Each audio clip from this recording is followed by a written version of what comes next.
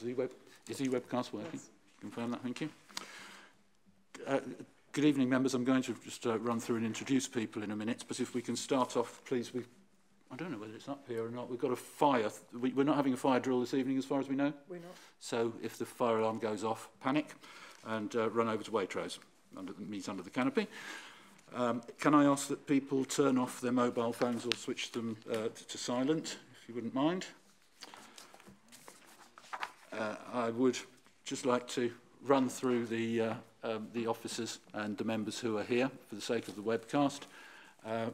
We have officers Graham Clark. In fact, I'm going to ask you to introduce yourselves individually as quickly as you can. So if we start with Graham and run around the table that way, please. Thank you, Chairman. Graham Clark, Strategic Director. Lewis Jones, Planning Solicitor. Daniel Bainbridge, Borough Solicitor. Elizabeth Sims, Head of Planning. Ian Motchell, Principal Policy Planner. Gail Wootton, Principal Policy Planner. Thank you very much indeed. And we have a number of members here.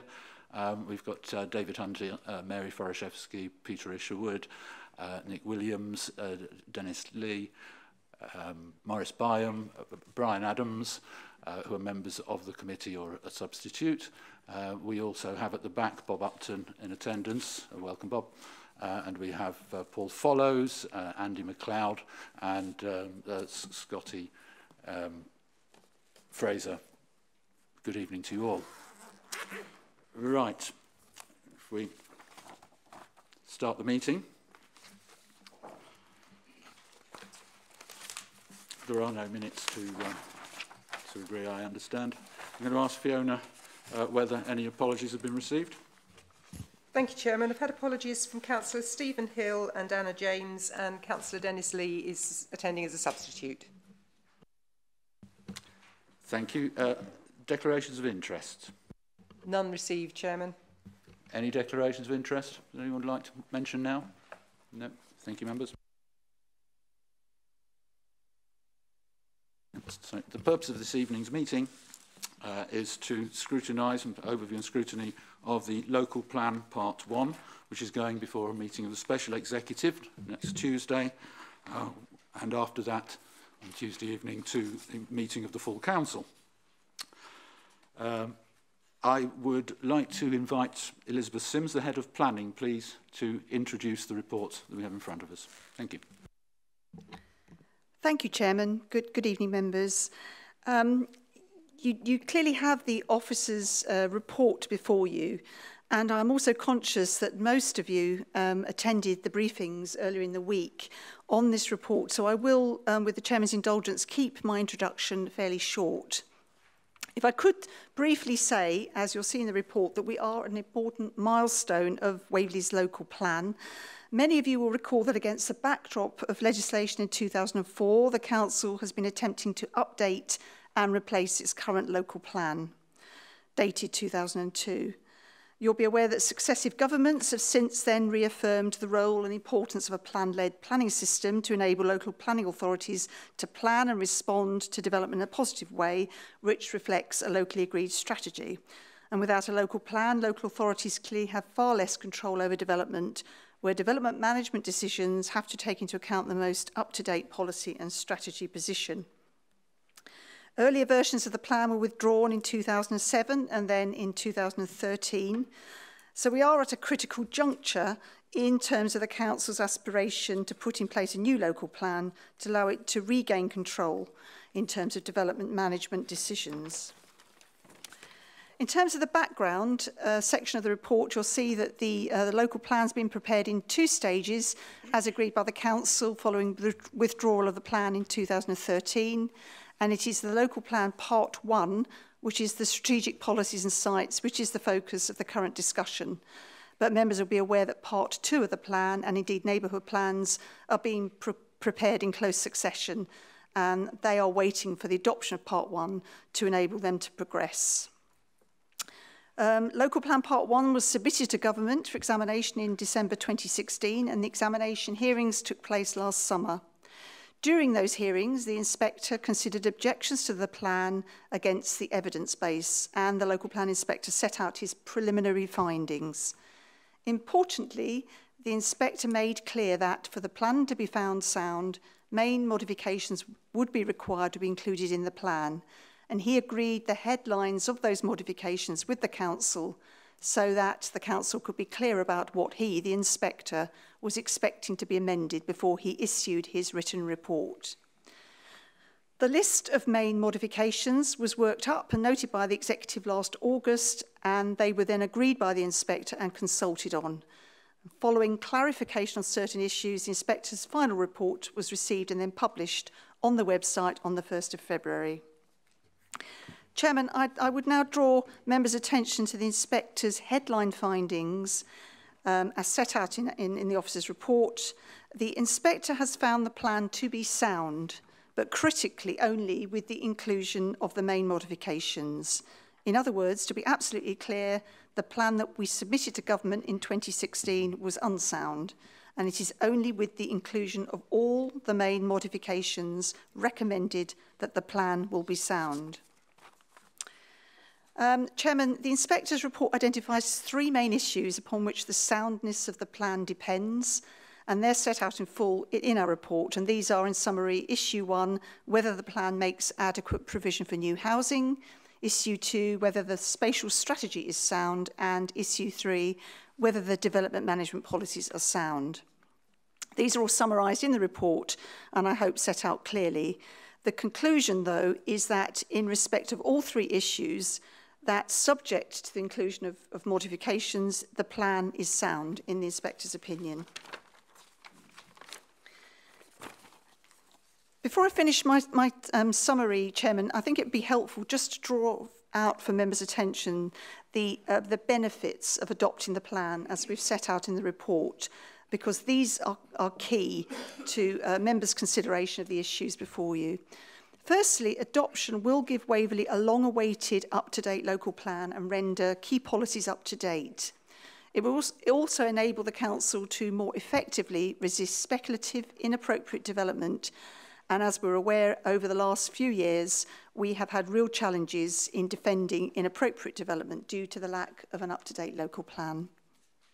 The plan-led system will mean that development management decisions will need to follow the plan, including on appeal. It will be the starting point for development management decisions and planning applications. Related to this, the council will be much better placed to defend its position with regard to a 5-year housing land supply, and a key advantage will be to local communities wanting to complete their neighbourhood plans, because neighbourhood plans have to be consistent with strategic plans, and adopting the plan will provide the correct platform for neighbourhood plans to move forward. A further benefit is that the adopted plan will allow the council to move forward with the adoption and implementation of the Community Infrastructure Levy, CIL, to provide the necessary infrastructure to support growth. Finally, Chairman, the flip side of the coin are the significant risks to the council, and if I could just summarise those, and these are the risks of non-adoption. Waverley would be increasingly vulnerable to further speculative and unplanned development, and it will be even more difficult for the council to defend a 5-year housing land supply. The inspector's report has confirmed the housing requirement of 590 dwellings per annum. Now, importantly, this housing requirement will not fall away if the plan is not adopted. The inspector's report has established the acceptability in technical terms of this figure. And without an adopted local plan, the council and then the neighbourhood plan groups will lose the ability to distribute that growth and also the benefits of the overarching policy framework that will support and shape that growth. Similarly, the inspector's report has established the principle and planning terms of the suitability of Dunsfold Park as a new settlement. Without adoption of the plan, the council will lose an up-to-date policy basis upon which to shape the form and design of future proposals on the site. Chairman, a further risk of non-adoption is that the council will be at risk of government intervention in providing a plan for the borough. We did avoid this threat by meeting the government's deadline for submission in early 2017, and other authorities who did not are currently being targeted, as you may be aware, for remedial action by government. So there would be reputational implications for this council if we were to be back in a place of not having a local plan. Non-adoption would be particularly disadvantageous to the neighbourhood plan teams in their attempts to get plans adopted, particularly those parish and towns allocating their own sites, in the absence of an overarching strategy set by the local plan. And finally, in the absence of adoption, it will be much more difficult to move forward with SIL, and we will experience a loss of potential income to fund infrastructure. Chairman, I trust that helpfully summarised the headlines of the officer's report. Members, the officer's recommendation, as you'll see in our report, is that you pass any observations on our report and the inspector's report on to the executive. Thank you very much, Chairman. Thank you very much indeed, Elizabeth. That was very succinct. I think as far as process is concerned, and the way that we're going to run through this, what I'd like to do, just because it's the done thing, is to start off with members who are not members of the committee, councillors who have indicated to speak, and allow them to ask their questions, because that's what we normally do at the beginning, after the officer introduction. And that is Councillor Paul Follows and Councillor Andy MacLeod. If they just give me 1 second before I introduce them.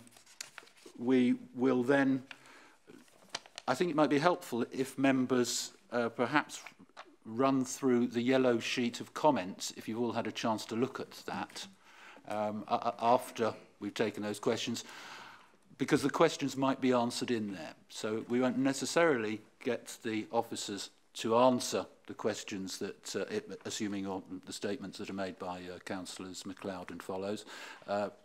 It depends on what those questions are.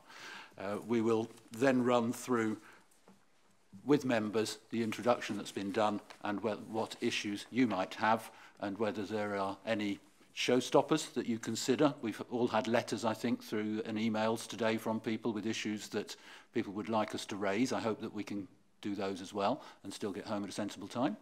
So we've only got the one item on the agenda tonight.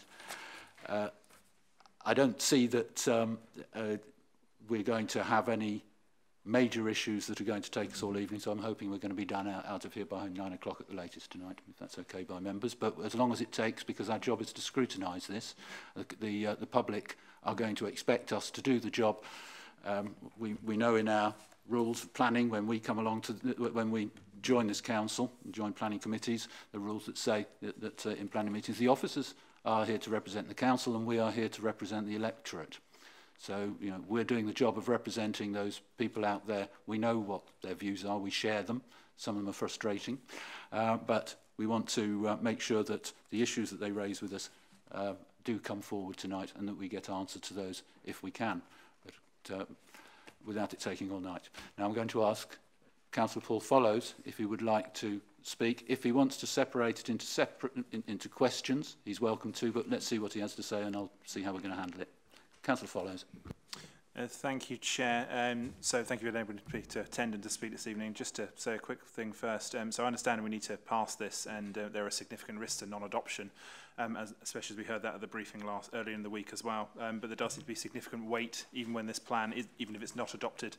And it was underlined a message from officers that it would be inadvisable not to pass this.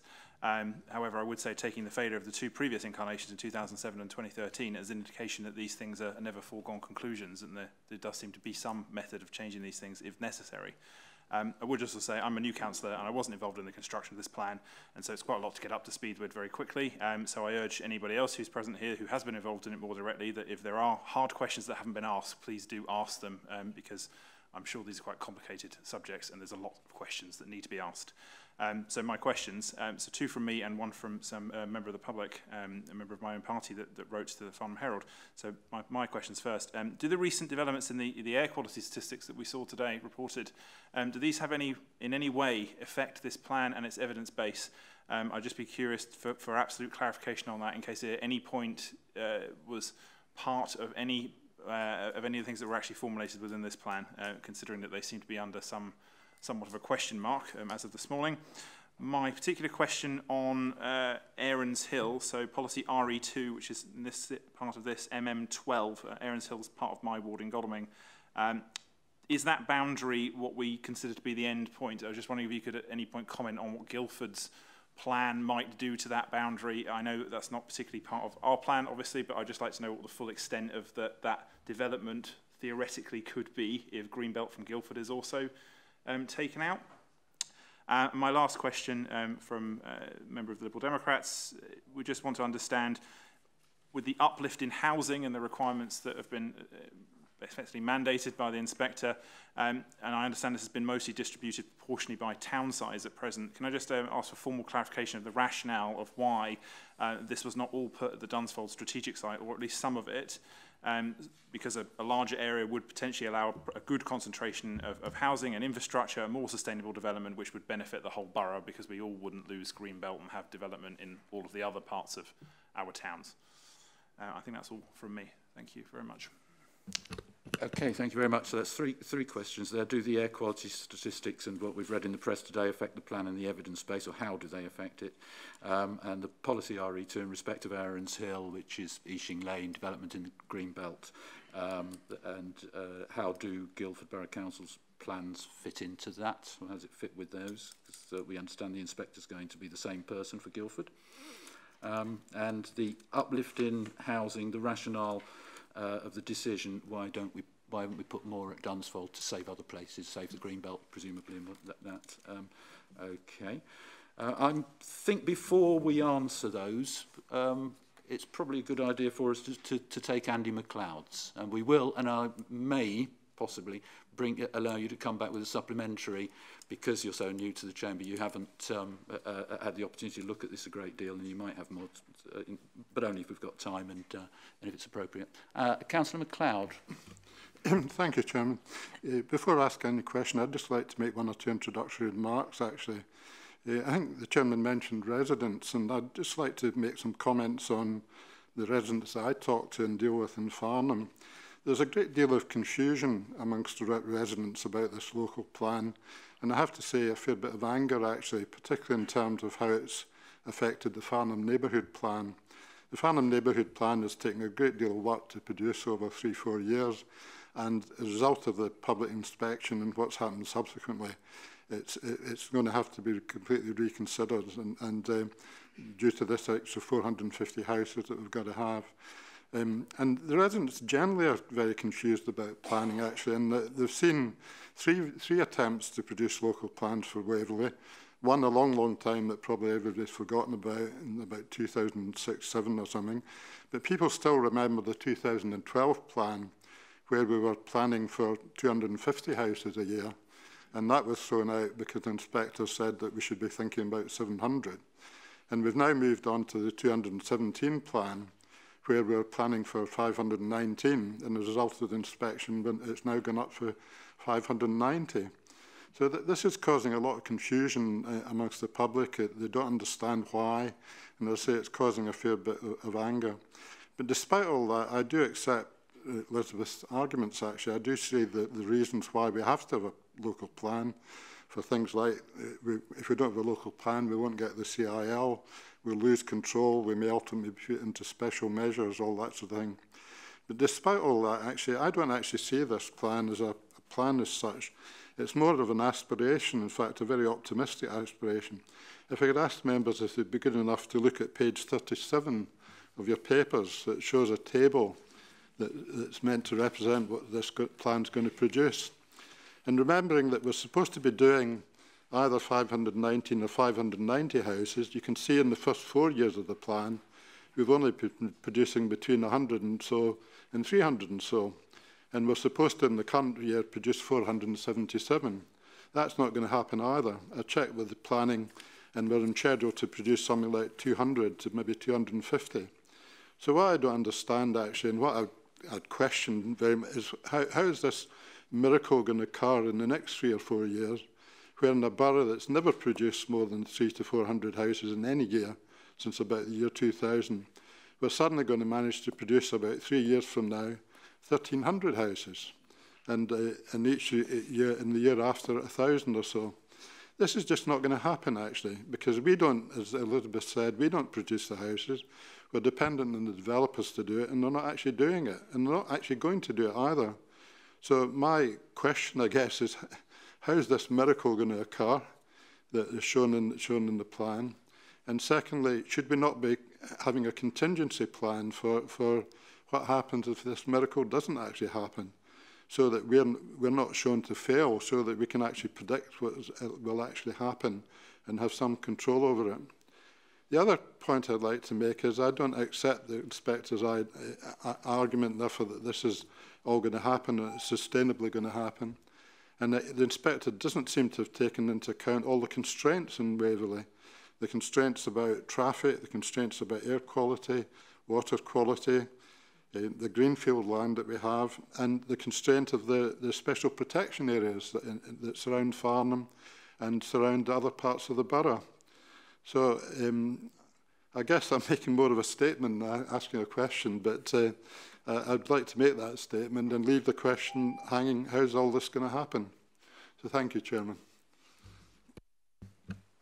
Quite well timed. Thank you, both of you, for very comprehensive and very intelligent questions. That's something we can work from. Really, you know, are we going to, how's this miracle going to occur? Do we have a contingency plan and constraints, traffic? Can I take the first two questions of Andy MacLeod and ask those probably best to ask of Elizabeth Sims, unless somebody else wants to?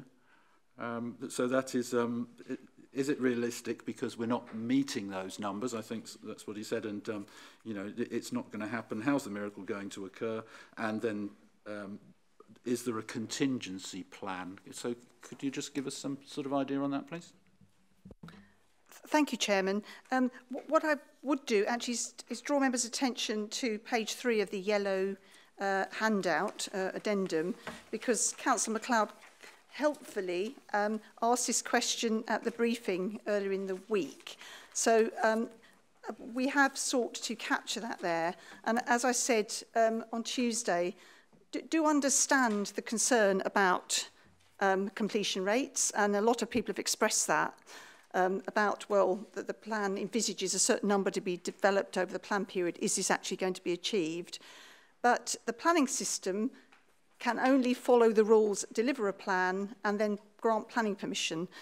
Councils, local planning authorities, don't actually build homes, and are therefore not ultimately, at this present point, accountable for whether the homes are actually built. All we can do is have an aspiration and have that aspiration captured in a plan, and an inspector comes to the conclusion whether he agrees that it's deliverable, and that's exactly what's happened. The inspector has agreed that the plan is deliverable, and there was a lot of discussion during the local plan hearings about whether or not that the number, particularly at Dunsfold, would be deliverable in the plan period, and the Dunsfold team actually had to defend their case that they could deliver that number in the plan period. So there has been scrutiny in respect of whether or not the number of dwellings proposed will actually be achieved in that period.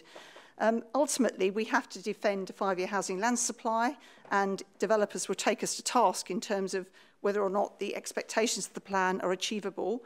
But the good news is the inspector has found the plan sound. He does find the allocations at this point in time deliverable, and that is good news. But the plan is monitored. That is a requirement on the planning authority, and we have to return that data to government, and at some point in the future we will have to review the plan, and that will also take into account whether there's any backlog. So it does actually come back to a point where we have to recognise deliverability in the future as well. But as we stand at the moment, it isn't a matter that we can find fault about the plan, because the plan in the end can only allocate the sites. It can't be absolutely accountable for whether the dwellings are built. Thank you, Chairman. Yes, you may come back on that if you wish to, Councillor MacLeod, but quickly, please. I just want to make it clear that I'm not actually criticising the council or Elizabeth and her colleagues. I'm actually criticising the system. The only one comment I'd make about something Elizabeth said is she said the council is not held accountable. I've seen at various planning appeals that the council is held very much accountable by the barristers for the other side, and even by the planning inspectors, who actually, they talk about the council having failed to produce the numbers. That is actually what's said, and I've challenged that, and the inspectors said at these appeals, that's the way we talk. That's the way we talk about it. But we are very much criticised by the developers' barristers for not having produced the numbers, even though we've got no control over it. So that's the only point I'd query a little bit on what Elizabeth said. But I want to make it clear, I'm not criticising Elizabeth or her colleagues. I'm criticising the system, in fact, that they're trying to work within. Thank you, Chairman. Do you feel you need to come back on that at all? No, only to say I understand the point that's being made, but I think what happens at appeals is we're criticised for not allocating enough sites effectively, and where we've fallen down is we haven't had an up-to-date local plan which identifies enough supply. But I think what I was trying to say is, in the end, clearly we can't be held accountable for actually building the homes. And I think that's your point entirely, that the system is requiring local planning authorities to do what builders do, but it's not pragmatic. But we can't do any more as a planning authority than do what we're required to do in procedure and law, and that's what we've done. So thank you very much, Councillor MacLeod. Yes, thank you. So I think as far as the miracle occurring, that's not in our power. That's up to the builders. And the contingency plan, well, there can be reviews. That seems to be fairly simply, isn't it? As well as the answer you have in the yellow sheet. Okay. Now, members, we'll take those as we go through. I want to ask Councillor Adams first of all, because I'm slightly confused. Are you here as a portfolio holder, Councillor Adams? Because I didn't know you were still. I'm not a portfolio holder. No. You're not a member of our committee, are you? Well, I thought I was, but apparently I'm not. No. Nevertheless, I will allow you to make some points, but I just hope that the other members won't string me up for it. I would just like to enlarge slightly on what Head of Planning has said. Yes, the reason why the barristers have been pressing so hard is purely because we haven't got a plan. Now that we've got a plan, it takes away that opportunity for them to press so hard on the appeals on sites which are not in the plan. So that's the first point. We do suffer if those houses are not built, and I'm sure that the Strategic Director has, in his capacity as finance, taken into account that we won't be getting so much new homes bonus if these houses are not built. So it's certainly in our interest to try and encourage the building of the homes. Thank you. We're here representing the public, and or the electorate. I'm not entirely sure they'd agree with every word, but I think, would Graham like to come in on that? Well, actually, Chairman, I wasn't going to come in on that. No, noted. Thank you, Councillor Adams. It was more about how we address the questions. Would you be agreeable, Chairman, for us to respond to the questions as we go? Because I'm conscious that Councillor Follows asked 3 questions, and I think the officer team are lined up to respond to those. And I think to do the questions justice, would you mind if we did them as we go? I think it will help the flow. But you're the chairman, so clearly we'll. Well, actually, I was hoping that that we might be able to work through and do Greenbelt first, which is one issue he's touched on, and then separate. But I'm happy with whatever members want to do. Would members prefer to separate us up into sort of issues? Or would you prefer to have questions and dot about everywhere as people's questions come up? Just questions as they come up. Okay. Okay, thank you, members. Nobody's arguing with that, so I'm happy with that. It may seem to people on the webcast that we're dotting about a bit, but they can put up with that. Right, Councillor Follows' questions. First of all, can I ask a member, first of all, in respect of the air quality statistics, the newspaper reports today, so I've only just learned about it this afternoon, as to what's been released. How does it affect the plan and the evidence base? Who'd like to take that, please? Thank you, Chairman. If I could answer that. I can say very clearly, members, you can be absolutely confident that the evidence base in respect of air quality that was used to inform the plan is sound and the most up-to-date air quality data available to the Council, and it is the 2015 published statement, which is the 2014 air quality data. So it coincided with the preparation of the evidence base back in 2014. So you can be confident that the air quality information that fed into the plan is sound and verifiable. Thank you, Chairman. I think that there would have to be a question how. how can we be confident that that information, as things stand, we have been told that there are problems with, it will affect 2 years of reporting. There's a legal requirement that we do the reporting from the Air Quality Directive, that we report every year. I think members of the public would be surprised and perhaps would like to hear a little bit more about how we can be sure at this stage, with what they've seen in the newspaper, that we can just dismiss the question by saying, well, everything before that was fine.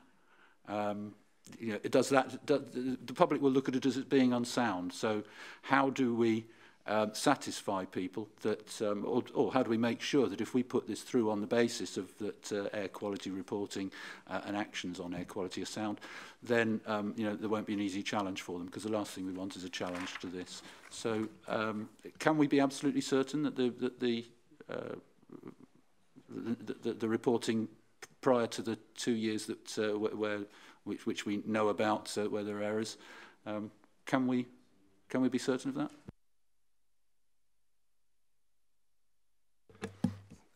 I can be unequivocal about it. There is no issue with that data. The council's made a statement, which I know has been picked up in the local press, regarding the data that has been withdrawn from the council's website. And without going into, because the council has explained why it cannot, the issues why that's been withdrawn, the data on which forms the evidence base for the local plan has not been withdrawn from the council, and we are absolutely 100% confident that data is correct. That's all that we can say, but we are unequivocal about that in respect to that data. Okay, thank you. Now, Paul follows his next question was policy RE2 in respect of Arons Hill. So this has got to the point where I was going to steer us. Greenbelt. Guildford Borough Council's plans for the boundary. I think his point there was that we find that our inspector, Inspector Borough, is going to be looking after Guildford. That we're leaving the boundary until LPP2 to decide it. I'm wondering, is the inspector, if the inspector is going to do the same for the Guildford Borough Council plan, because it seems from what he's written in this report that he is doing so. I mean, I don't know whether council follows is, what I read from it is, do we have to take those housing, that Woking's housing, if Guildford can take some of it? Would you like to explain a little bit further, council follows? That's exactly what I was thinking. Effectively, if that boundary is uncertain, or we don't know whether parts of Guildford will be taken out of the Greenbelt, I'm just curious what the theoretical scope of any development on Arons Hill might be, because obviously the people of Godalming don't just stop looking beyond a boundary line on a map. So I'm just curious to how far it could go, and if the Guildford Borough plan, which is being inspected by the same chap, will have any relation to that. Who'd like to pick that up, Ian? Yes, I'll answer that, Chairman. Okay, right. So when we submitted the local plan back in December 2016, we didn't set out remove the Arons Hill site from the Greenbelt. At that time, we were proposing to look at this as part of local plan part 2. However, Mr. Bore did thought that left an unnecessary degree of uncertainty. It's covered in para 111 of his report, and therefore he proposed that we clarify that by removing the land Arons Hill on our side of the boundary from the Greenbelt in local plan part 1, which formed one of his main modifications, MM12. And the council agreed with that approach. So it's not being dealt with in part 2 of the local plan. However, of course, we can only influence the land on our side of the boundary. We are aware that the landowners of that site have aspirations to develop the section to the west of Arons Hill in Guildford. As I understand it, the Guildford local plan, as it's submitted, does not propose to develop or remove that land from the Greenbelt. However, of course, this has to go through the examination process, just like Waverley's plan has gone through. So we do not know at this point whether that position will change. But at the moment, the promoters are looking at our part of the land only. Thank you, and that rather makes more sense of what the inspector said, the wording he used in his report, because he said that it would rationalise the boundary. And of course, without Guildford doing the same, what he said was nonsense. You can't put a square lump and rationalise a boundary by making it much, you know, by putting a big lump in it. So that would make sense. Is there nothing? Does that mean that? Firstly, is he predetermining Guildford's? I don't know. Well, there's a question whether how this works. I suppose you have to do it that way. We can't really complain about it.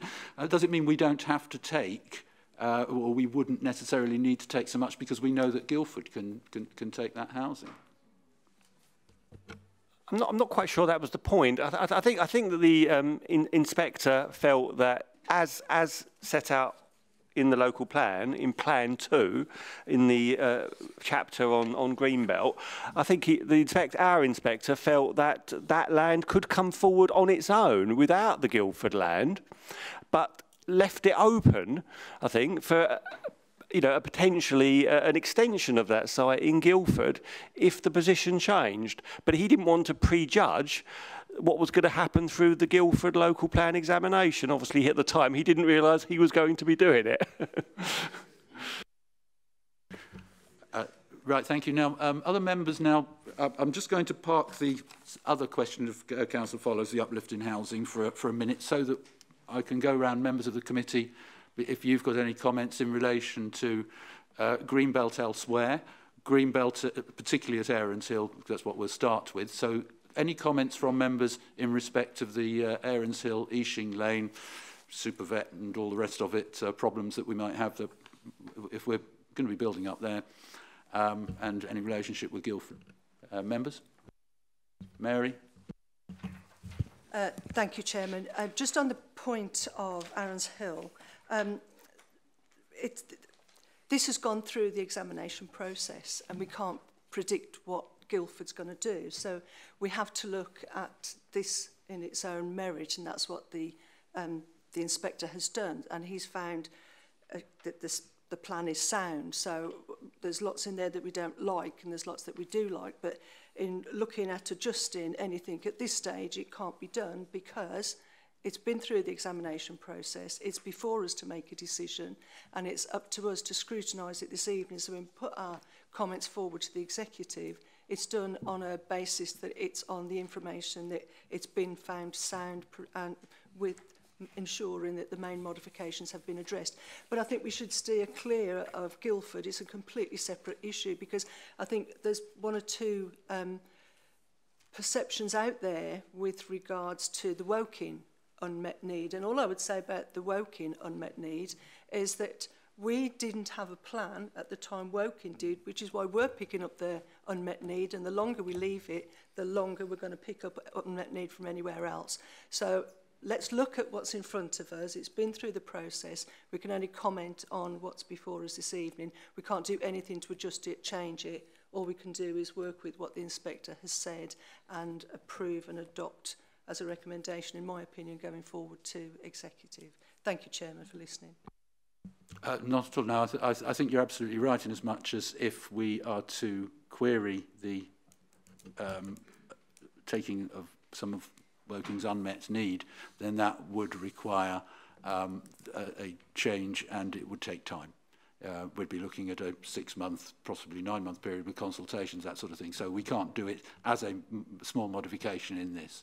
So we would, on that issue, be either saying yay or nay. We recommend that the executive do or don't. We wouldn't be saying, try and put in a modification and bring the numbers down. We can't do that, and you're right in that respect. I would like to, obviously, the members of the public, we've had some people write to us in respect of those, and we want to try and cover those. But any other members wish to speak on Greenbelt issues, Binscombe or Milford, perhaps? Yes, David. In 2015, we stood on a manifesto not to build on the Greenbelt land. I was disappointed that the tract of land in Binscombe was recommended for 35 houses to be built on. In spite of this, I'm confident we will achieve the housing numbers without building on this land. So I will support the adoption of this local plan.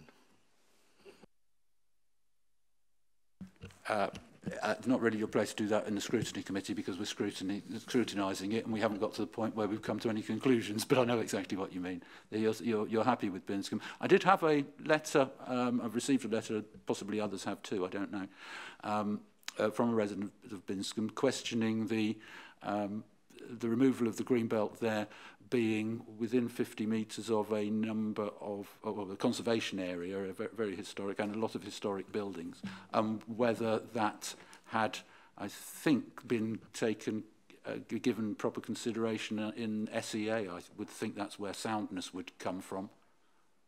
You know, have we done a heritage assessment? Have we, or a conservation area assessment? Ian? Well, certainly the inspector, Jonathan Bohr, was satisfied with the removal of the Binscombe site from the Greenbelt. He would have been aware of the issues around the site, the constraints. The site is in the land availability assessment as well, where heritage issues were highlighted as an issue that would need to be dealt with through any future planning application. So it would obviously be dealt with. Heritage issues at the detailed level are dealt with through a planning application, but Mr. Bohr was happy with the principle of removing that land from the Greenbelt to facilitate additional housing. Thank you, Ian. I think that almost takes us a little round robin back to where Andy MacLeod was. You know, is this realistic or not?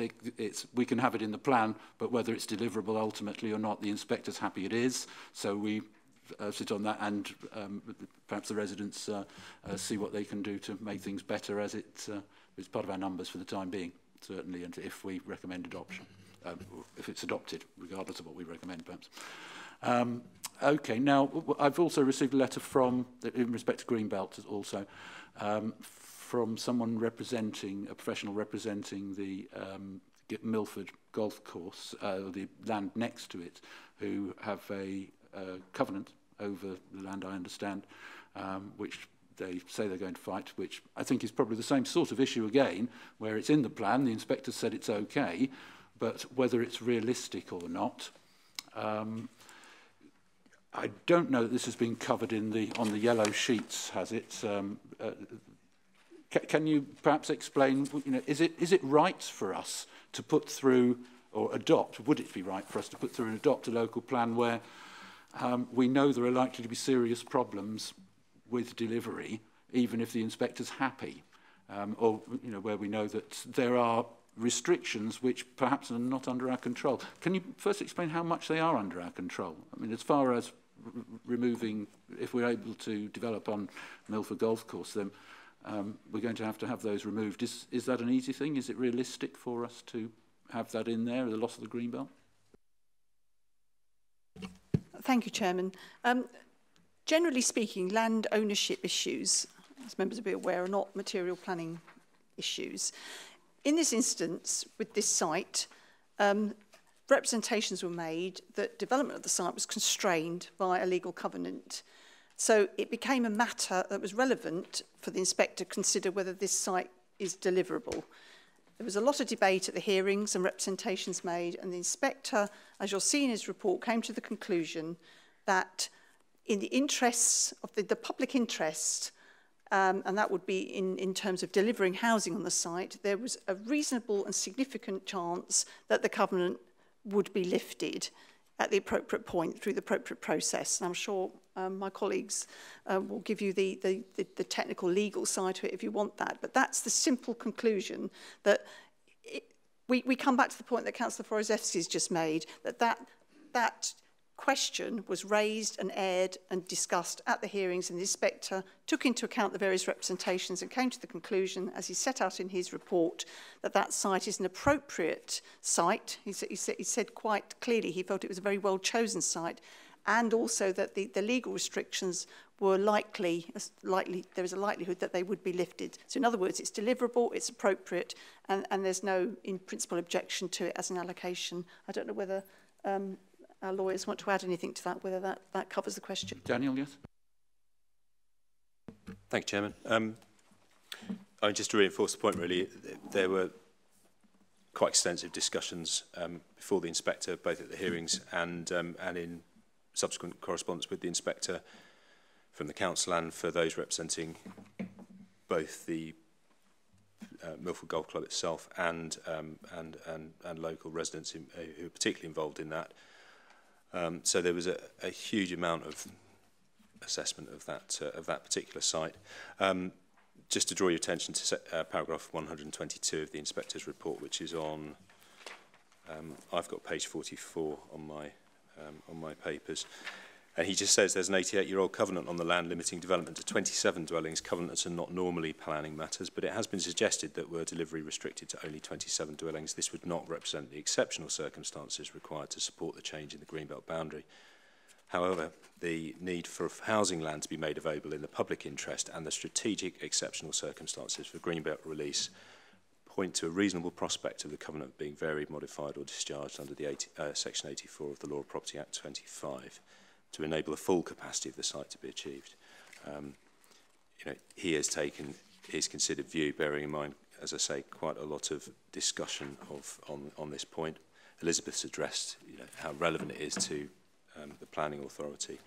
We're satisfied that he's addressed it in the right way, and we're confident that that site, should be released. Okay, I think there's another angle to this, which comes from the Councillor MacLeod angle, I suppose, which is if it's not able to come forward, which we don't have control over, then does that housing have to go elsewhere in Milford, or would we then be redistributing that to Cranley or Farnham or whatever? I mean, what is the situation if we know that we're putting forward sites which may be difficult to deliver? Are we going to end up with those elsewhere? I think that's something which the residents are concerned about. Chairman, I think I'd just refer you back to the answer I gave when we were discussing Councillor MacLeod's question before. It just comes back to the process of being confident in an adopted plan, that this has gone through a process and is deliverable, and then as required on the planning authority to monitor the delivery of that plan. And if for any reason sites aren't delivered or certain numbers of dwellings are not delivered, we have to keep that under review and monitor it going forward. And at some point in the future, we have to take stock of what hasn't been delivered, if that is the case, and make adjustments in a further plan.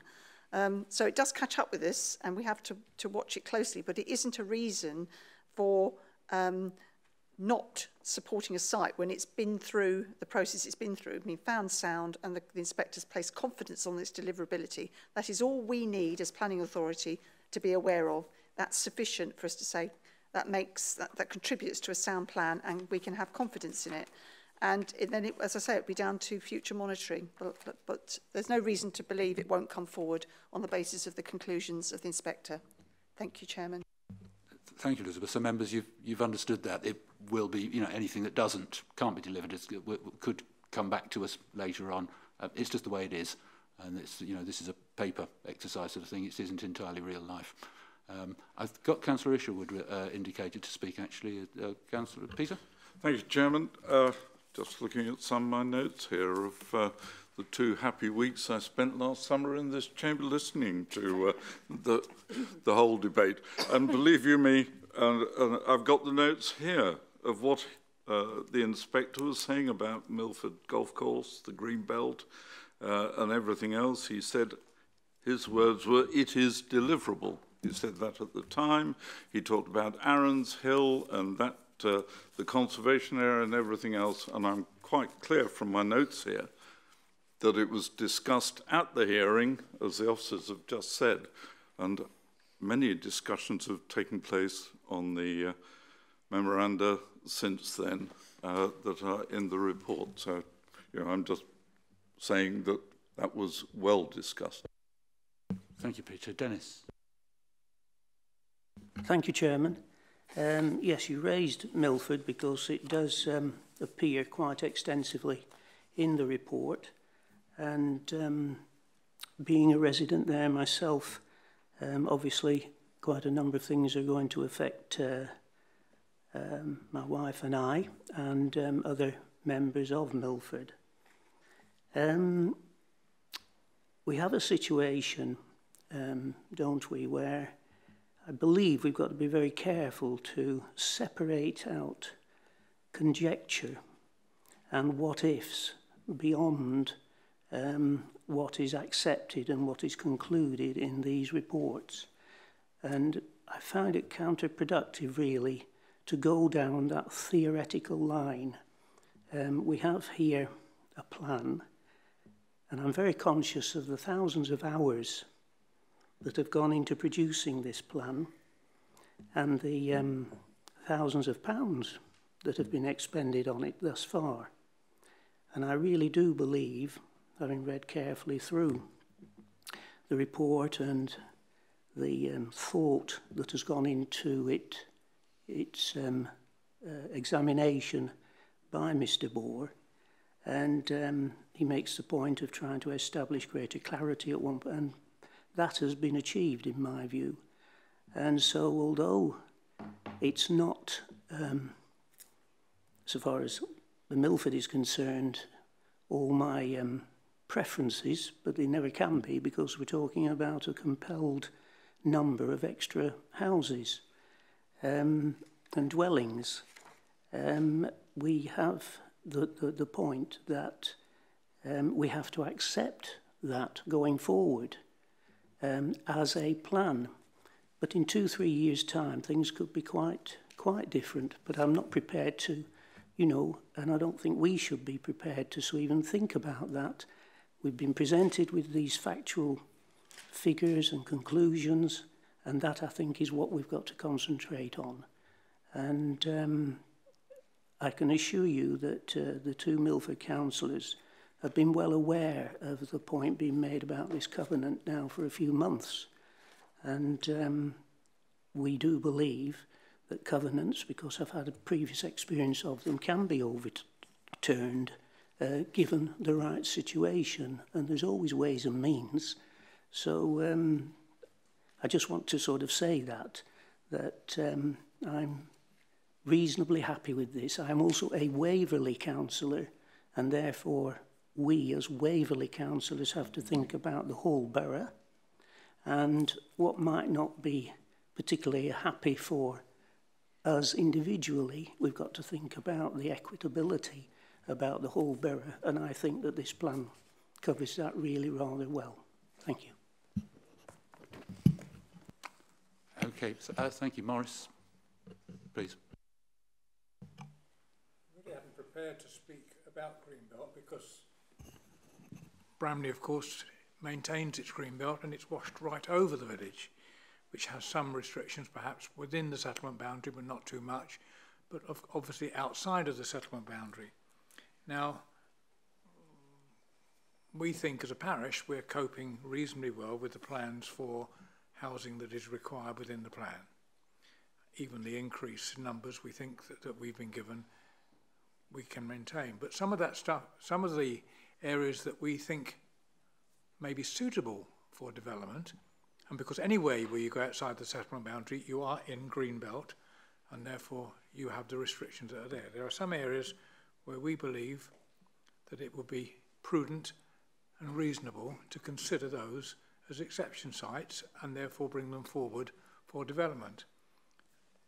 I recognise and have always said in public council planning meetings that I respect very clearly the officer's position that they must recommend refusal for those applications, and that it's up to us as local members and local committees to consider whether there are exceptional circumstances or reasonable situations where that could be brought forward. I don't know whether any of this applies to anywhere like Milford or anything else. But do you mean I'm talking all this time without my picture on the screen? This is terrible. Yes, I'm sorry. You better wind up, Maurice, and come back again. Should I start again? Is that Elizabeth? Is that on the screen? Yeah. Elizabeth, can you move your mouth at the same time as he's speaking? Make it look big for us. Jerry Hine, but neither. No. Jim Edwards lost the S off the end of his name the other day. Is it still broadcasting, or have we lost it? It's just... Okay, well, we're not going to run around the room in order that people can watch. I'm sorry, but smile. And if you'd like to I continue. can't remember what I said, so I can't repeat it. You're happy with the green belt in protecting? What I was saying at the end of that point was that we as a parish and as borough councillors there representing that parish, and I've said for many years that I am happy to bring forward sites that are exception sites. We've been doing that for many years, or had the opportunity to do that, and I'm happy. What happens with the local plan, as I understand it, and I would like comment from the officers with regard to this, that if we actually end up with sites being brought forward, and I have some in mind in my own parish, where they're outside the settlement boundary, therefore greenbelt, bringing them forward as being reasonable exceptions, or good reasons for exception sites, that those numbers at the moment do not count towards our number of dwellings that we're supposed to produce within our own area. I find that a little unusual, it's very strange rather, and of course means that we'll, perhaps if we loaded more onto parishes like Bramley, we would never ever meet those numbers because everything that we brought forward would have been exception sites. So whether Arons Hill or any other area within the borough where we're talking about changing the greenbelt line, whether that could have been done by exception sites, except that you seem not to be able to count them towards our numbers, but they're just additional dwellings that come forward. I don't know. Okay. So that is my concluding question is it our interpretation, or is it the MPPF or whatever interpretation that we cannot include those exception sites as part of our numbers for the amount of properties that we need as part of the plan to bring forward? Thanks. We've got that. Maurice is asking exception sites that don't count towards local allocation? Question mark? Thank you, Chairman. Well, certainly the one answer is that any housing units that are built do count towards the overall target in the plan, the 11,000 or so, the 590 per year. So any house built contributes towards that. Each parish does have a allocation figure in policy ALH1. In the case of Bramley, it's 90. There is also a windfall figure for the villages as well, of 188 as well. So we have to be mindful that some of the housing that is built within the villages might be classed as windfalls and may not be able to be classed against the 90 dwellings, but that in a sense has to be looked at case by case. But in terms of the general point, we are aware that Bramley is very constricted and constrained by the green belt, and that does provide particular challenges for the neighbourhood plans in allocating sites outside of the settlement boundary, for example. I am regularly liaising with the Bramley neighbourhood plan groups myself to see if we can find a way forward on some of these difficult issues, because we are aware that the Greenbelt review, for example, didn't indicate any scope for changes to the Greenbelt around Bramley, and that does give us some sort of challenges really in terms of moving forward, because we are aware that Bramley, they are quite positive about some development, and I want to try to work closely with them to see how we can help them achieve their aspirations, but obviously make sure at the same time that we aren't in conflict with the local plan as well. So hoping that there is a way forward there. Okay, thank you very much.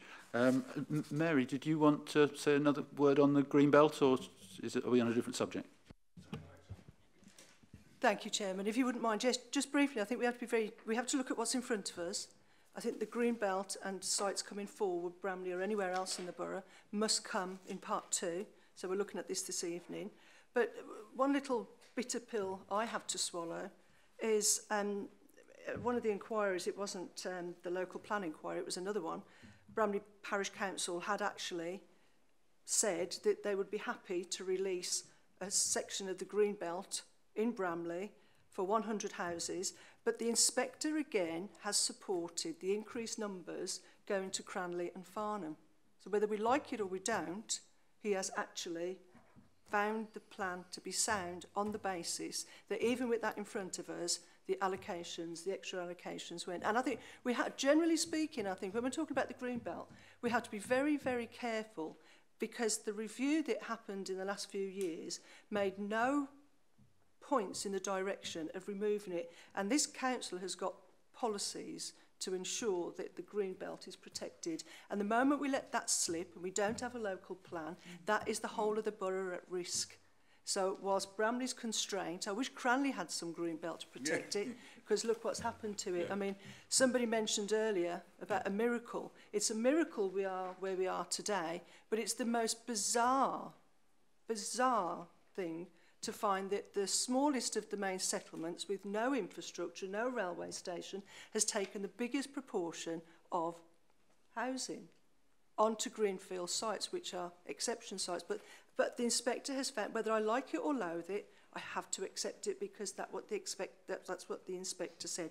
But I think we need to be very cautious about talking about the green belt at this time. It's not relevant. If I could, Chairman, with your indulgence, please, just make a point on delivery as well. Because I know myself and Councillor MacLeod, whilst on the SIG, we talked about this in depth, that it's not our job to deliver, it's the job of the developer to deliver, but we have to take on goodwill what is before us, that they will deliver these sites. But what's going to happen, and I think it's common sense, because the market will drive, there's market forces out there.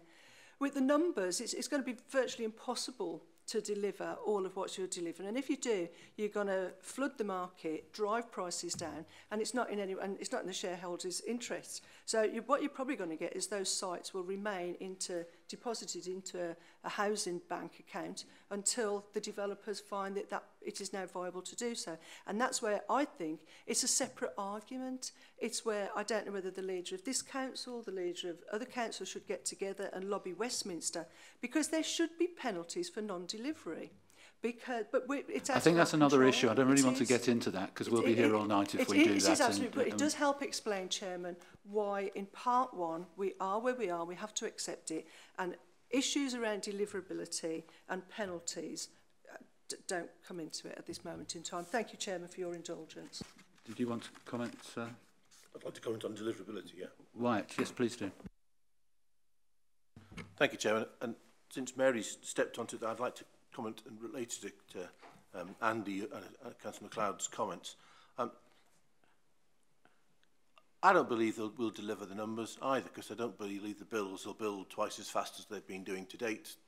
Obviously nothing that suggests the market will change in that way. Unless, of course, there's some massive opportunities created for building council houses in the way that I think there's funding going into Woking and Guildford. But today we're looking at this local plan. And to me, if we don't have the local plan and we're not getting 590 houses delivered per year, we'll have developers coming at us with all sorts of harebrained locations that they want to build on and saying, yeah, but you're not building enough. So you've got to build on this green field and that field that have got all sorts of other denominations as well. So I share the view that it doesn't reflect reality, but I'd rather have these words documented for people like Elizabeth and Ian to use than to have developers pinching any bit of greenfield in the way they pinched the one you'll be familiar with is Baker Oats, and I'm sure we can all think of sites that are near to us that shouldn't be being developed on, but there'll be houses soon. Thank you. Now, I mean, I must say I disagree slightly with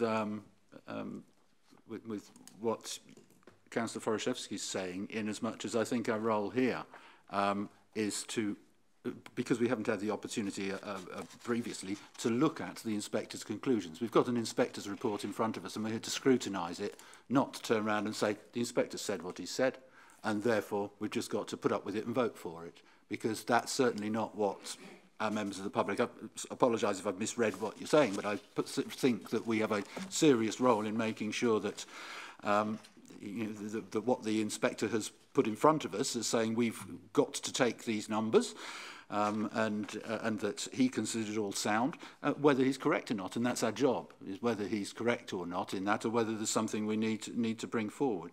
I want to move on slightly sideways from the Greenbelt issue now, because I think we've sort of exhausted that, apart from the angle that my understanding is that Greenbelt can only be removed from a Greenbelt, or new areas included within it, in exceptional circumstances. It has to be exceptional circumstances, and the circumstances that we've got that certainly, I would say, have to cover the inclusion of Aaron's Hill, Ishing Lane, because it turned up later after the numbers. You know, it can be said, I think, with pretty much certainty that the exceptional reason for including that in the Greenbelt is because the inspector wants us to take half of the unmet need of Woking Borough Council.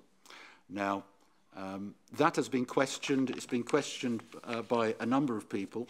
I wondered whether you are able to, whether an officer is able to explain to us. I think we've all at some point read the note that the submission that was put in response to the main modifications consultation in September. There was a submission by CPRE where Neil MacDonald, NMSS, a very well-respected consultant who worked within the department, he had participated in the examination during the summer, and I think everybody respects what he said there and had brought the numbers down. They bounced back up again. Can an officer please explain to us? I'm not saying, you know, that whatever you say is we're necessarily going to take as being yes, we can't change, or no, we can't change the numbers, or yes, we can change the numbers. But can you give us a response to the position that Neil MacDonald has taken? Because there's a lot of people out there, residents at home, I'm sure, who want to know why we are rolling over and allowing the inspector to tickle our tummies, and we're just going to take these numbers that he's added, because he says we've got to take the Woking numbers, and respected people have said not, and you know, we need to be able to justify our reasoning. If we're going to say to the executive, no, we're not questioning this, we need to be able to justify our position. So could you help us with that? Thank you, Chairman. I think there may be two issues here, but correct me if I'm wrong, but you made reference to the Neil MacDonald report. My understanding is that the Neil MacDonald report was produced and argued that the basis of the local plan objectively assessed need requirement should be the 2014 population projections, which were produced after we'd started the preparatory work for the local plan, and the local plan was very advanced by the time they became available. And the council took the decision in the light of the fact that we were charged by government to get a plan submitted by 2017, that we wouldn't go back and remodel our figures and start again. And we'd press on with the figures that we had used, which were based on the 2012 population projections. And that discussion was held, and the 2012 figures will continue to be used in the submitted plan that the council agreed and then went on to examination. So that document out there by Neil MacDonald was then submitted into the hearings, and those that had commissioned its preparation spoke in favour of those conclusions being taken you're into going account. back to prior to the examination. I'm talking about the MacDonald report that was commissioned in and submitted in response to the main modifications in October, I think it was. I've got a copy with me. So just to finish what I was going to say, which I think is quite perhaps helpful to other members. Members may recall that actually at the time of the hearings, the inspector had a debate the whole of the first day and probably the second day of the hearings about what our population, what our housing requirements should be, and in fact agreed at those hearings that Neil MacDonald was right and we should use the more up-to-date population projections, and that had the effect of reducing the OAN starting point, which in the first instance was advantageous to Waverley because the figure came down, but then the inspector then proceeded to recalculate the figure, take into account migration from London and also take into account the Woking unmet need figure, which resulted in the higher figure by the end of the hearing. So that was the first report that's produced. I think if you're saying there was a second one produced by Neil MacDonald in relation to the main modifications, the inspector took into account all representations submitted on the main modifications and came to the conclusions that he did, which we've already summarised this evening, that the plan is sound. So perhaps you'll remind me, Chairman, of exactly what it is that Neil MacDonald raised in relation to those modifications, but whatever it was, we can be categoric because we know we sent all those representations to the inspector. He would have taken it into account and still came to the same conclusion that the plan is sound. So unless colleagues got anything to add to that, perhaps I have to leave it at that. Thank you very much. Okay, well, yes, I'll find that because he fortunately did manage to summary it up in 3 pages of a 14-page report it was, because I reread it yesterday. Yes, if I pass over to Wyatt whilst I find that, thanks. Listening to you ask that question, I wondered if we got a bit muddled in there, and maybe I can help with how I think the answer needs to be phrased. Is that I think my colleague is concerned as to what people thinking through this process will be thinking themselves and a concern. We've got a situation where Woking, correct me if I'm wrong, has got unmet need because it's largely constrained by the green belt. And we're being asked to take some of their unmet numbers. But our plan, which he's agreeing, says pinch some bits of green belt in order to build to make the numbers that we've got to find. So, are you saying that Woking's green belt's more important than Farnham's green belt or Cranley's green belt or Waverley's green belt because you're pinching from Peter to pay Paul and letting them off the hook when... Now, I think the answer is in the sort of time sequence of events that at the time Woking got its plan agreed, nobody knew that to meet that their demand wasn't as high as it's now calculated to be, and nobody had any idea that trying to palm stuff on us would mean we'd be using up green belt. They were able to get theirs through, perhaps when things were a bit easier and we missed a trick. But so that I think is the kind of situation we're in. And then I go back to my feeling, and I think Councillor Forozewski's agreeing with this. Well, that's tough. But it sure isn't as tough as not having any plan at all.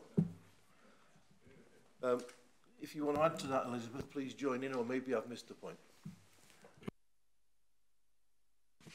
All I would add, Chairman, and just picking up the point that you've made, Councillor Ramsdale, is in relation to the Woking unmet need element. I said it at the briefings earlier in the week, and I'll say it again. My personal feeling is that's probably the most unpopular part of the inspector's report, because it seems to some extent rather unjust that we're already trying to accommodate quite a large housing requirement, and then out of the blue it would have appeared we were being asked to take more. But one thing I would reassure members on is that the requirement through the NPPF, and that's where it starts, and that's why the inspector was applying it, requires planning authorities to address housing need, including unmet need, in the housing market area. We have a joint housing market area with Guildford and Woking. We're both, Woking and us, we're Guildford-centric.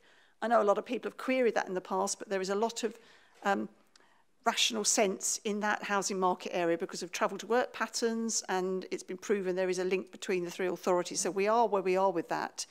And the fact, because of, as you say, because of the timing of Woking's local plan being a much more previously adopted core strategy, there was an unmet need element that needed to be addressed. And those that attended the hearings will recall the inspector was absolutely adamant that the plan we submitted, which did not actually address Woking's unmet need, it just expressed through the duty to cooperate, will continue to work with Woking and support them to pick up their unmet need, or words to that effect.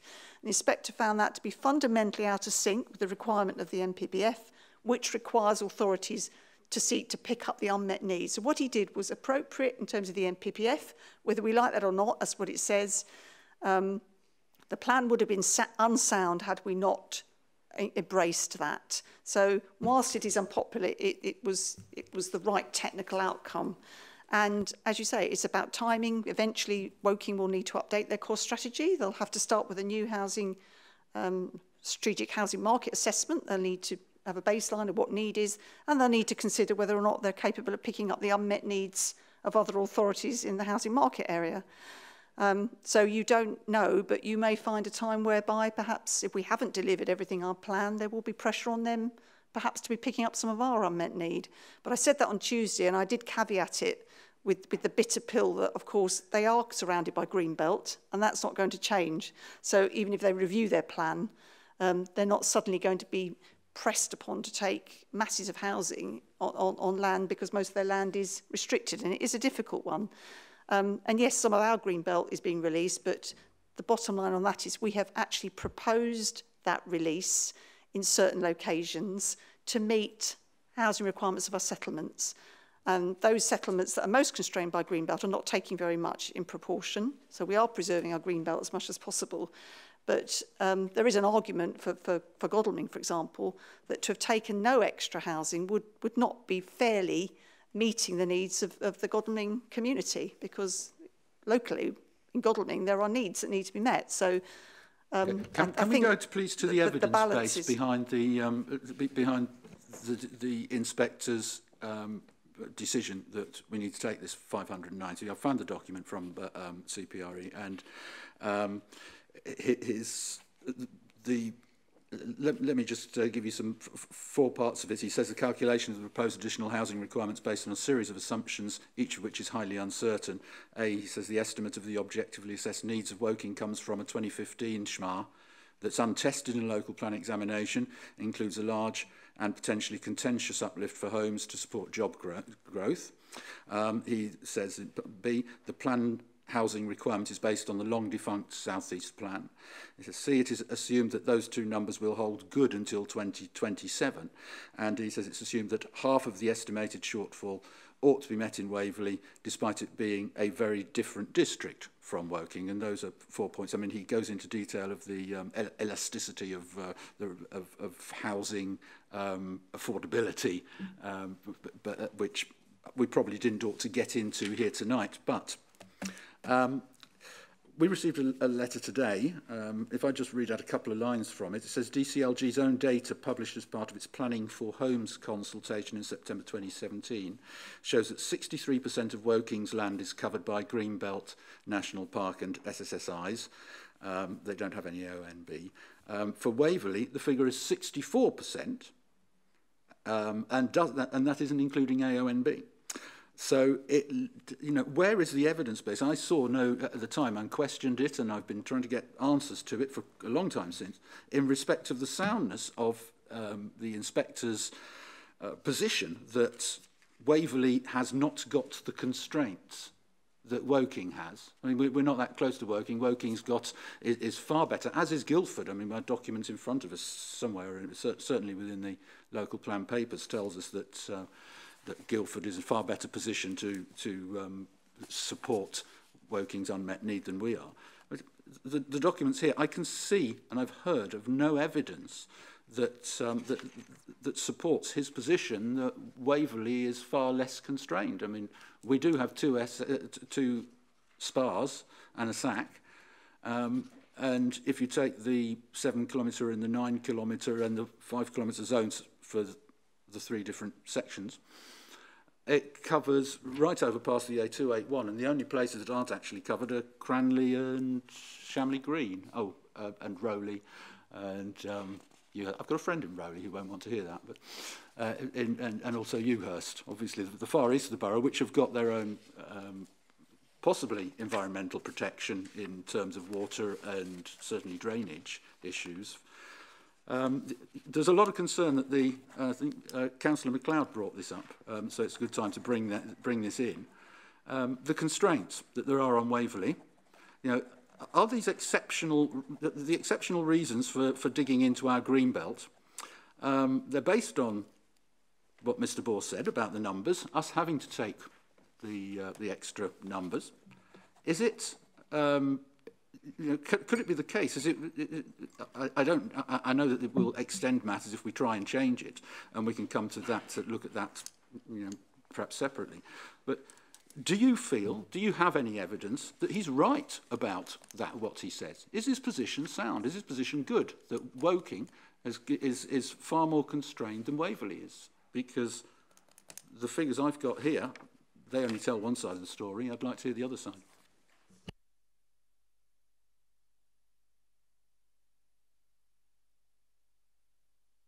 Whilst you're looking for that, I'm going to ask Councillor Ramsdale to speak. He's asked. But, Mr. Chairman, I think you're missing the point, and we should be saying to ourselves, but does it matter? This is not a group that can start opening or sending recommendations to executive to start a negotiation with the inspector to change things.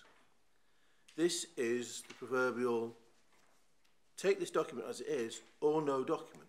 So does it matter? Even if the inspector has made a mistake, and I haven't seen any indication that that's the case yet, that is what he's put. That's his conclusion. And that conclusion will be used against us, whether it's contained in a local plan with all the positives of the local plan, or is simply left there such that developers in the future will use it as the learned person's diktat as to what could be done in Waverley. So, with respect, I think you're just wasting our time. I'm not here for you. I'm here for the public. And they want us to look into the big issues on this, and our job is to scrutinise. We are the Environment Overview and Scrutiny Committee. The big issues, it's down to whether this is sound or not. And the question of whether or not the inspector's position is sound is very important, particularly in respect of the environmental constraints. And I mean, we have, as other councillors have said, our local plan has failed twice. We've got the decision-making process. The people who are watching this out there look at Waverley's decision-making process and they hear people say, oh, we don't want to scrutinise that. Let's just get on with it. We've got to do it. We've been told we've got to push it through fast. And every time, years and years pass by afterwards and things go horribly wrong. It's time that we started doing the job properly of making those decisions in full knowledge of what the situation is and what it's going to be. So I'd like to bring back Elizabeth, if she would, if she'd answer about the relative environmental constraints and the evidence. And Graham, welcome to add if you wish. Well, Chairman, all I was going to say was I think Elizabeth wants to make a comment, but I mean, what the committee's been asked to do today is to pass comments to the executive ahead of council. And so I think if there's a sticking point, then or there's a view on a certain aspect of the report, then that can be recorded and passed through. But I think Elizabeth is going to make a comment on the specific point that you were making. Thank you very much for that, Graham. And Elizabeth. I do appreciate that all of our officers that we've got sat here with us, as with the vast majority of our members, this is all an inherited situation.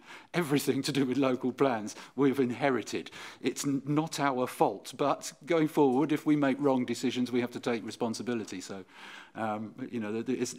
we've got to simply get to whether this is sound and can withstand a challenge, because if it can't withstand a challenge, we're going to end up with no local plan for a long time, and that will hit certain areas. So, sorry, Elizabeth, please do. Thank you, Chairman. I perhaps to just draw this particular point to a conclusion, I would ask members to consider paragraph 39 of the Inspector's report, which is page 25 of your agendas, page 11 of the Inspector's report, paragraph 39, and that was his conclusion in respect of the ability of the borough to accommodate the planned growth over the planned period, and critically, he concludes that none of the evidence suggests the need for policy intervention on environmental grounds to reduce the housing figure below the identified requirement of 11,210 dwellings over the planned period. And slightly earlier than that, he said, well, the first part, in conclusion, whilst recognising the borough's planning and landscape environmental designations and concerns about traffic, there is no convincing evidence that 11,000 odd dwellings over the planned period cannot be delivered in a sustainable manner. So that is the paragraph which captures his formal comprehensive assessment of the technical evidence, where he'd arrived at this figure and nothing before him suggested that environmental grounds, or in terms of the constraints of the borough could not accommodate that growth in terms of the spatial strategy that had been submitted. And I can't add any more to that point, Chairman, than to say that was his conclusion. As Councillor Ramsdale has said, we just need to accept that he's made that conclusion and found the plan sound on that basis. Thank you very much. Okay, thank you. Did you want to add to that, Graham? Okay. Let's move on from those issues there then to the other... well, let me open it up to members first of all, because you've got issues that you want to bring up, but I do want to get back to Andy MacLeod's point of the constraints. So perhaps your questions about that, I don't know. Mary. Thank you, Chairman. Chairman, I admire greatly your passion and your desire to get this right, and I wholeheartedly support that. But I think Graham made it very clear there that this committee tonight has got a role, and the role is to look at the document in front of us and not recreate it or do anything else other than put forward our recommendations. Chairman, I would ask you, and I would ask members to just look around the room this evening. This is the single most important subject that this council has faced in decades. We've been waiting since 2002 for an opportunity to shape, have control, and do something about planning now and planning for the future. We've got a gallery with one member in it. We have virtually no fellow councillors here. So I'm not suggesting for 1 minute there isn't an appetite, because there is. But having said that, we do have a responsibility, but our responsibility now, for those who sit back and want us to get on with it, is to get on with it. As I say, we've waited since 2002. We've been through the process. As a council, we've made mistakes in the past. We've tried to put it right. It's not perfect by any stretch of the imagination. And what I would not do is further subject the residents to Cranley to even more unscrupulous development, because we don't have a local plan. And I cannot sit here tonight with my hand on my heart and say, I'm going to find fault with this so as I cannot push it through. In my opinion, we have to put it through, because it's the only mechanism for security for going forward to stop this being developer-led and actually Waverley-led. So, Chairman, I'm sorry, but if I can just finish in the sense that we have to look at what's before us, whether we like it or we loathe it. We've got a figure of 590. There's evidence-based, whether you dispute it or not. I think Graham's quite right. If there's a dispute there, take it offline. But I think it's high time we made a decision, took this to full council, got a recommendation, and actually got forward and got on with the job and stopped wasting any more time whilst we lose valuable parts of this community to developers, because that's it. What are the consequences without it? The consequences are that more and more developers will take us to task because an inspector has set the precedents. So if we don't adopt it, we are failing Waverley as a whole, because we are subjecting them to development-led rather than planning-led by the council. Thank you for your indulgence, Chairman. I fully appreciate that there is a mindset which says that this has to be adopted. We've had this. So many times I've seen the council do this. It's got to be put through now. Our members of the public want to know, and there's no reason why we shouldn't scrutinise this. If you're correct and this is okay, and this is good, and it's the best thing for us to do, there should be no problem with scrutinising it, as far as I'm concerned. I would like to be able to justify our decision to the members of the public. I know that on Tuesday it's going to be a political meeting with everybody saying, emotions involved. This isn't the meeting for those emotions. This is a meeting for the facts. I'd like to pick up on a couple of things which you have mentioned there, if I may, and ask the officers to confirm. If there were a delay of whether it be 2 or 3 months or 6 months in order to either put phasing in that's necessary into this plan, or something which needs changing, which, I mean, phasing actually I would imagine might possibly be something which could be done without going to further consultation. But changing housing numbers certainly couldn't be. But, that's what the public, we've got we've got a lot of towns and villages which are preparing their neighbourhood plans, and the message that I've had from them, or that I appear to have picked up from them, is that they don't want these numbers. So they don't want us to say, oh yeah, bang these through so that they can get on with doing something they don't want to do.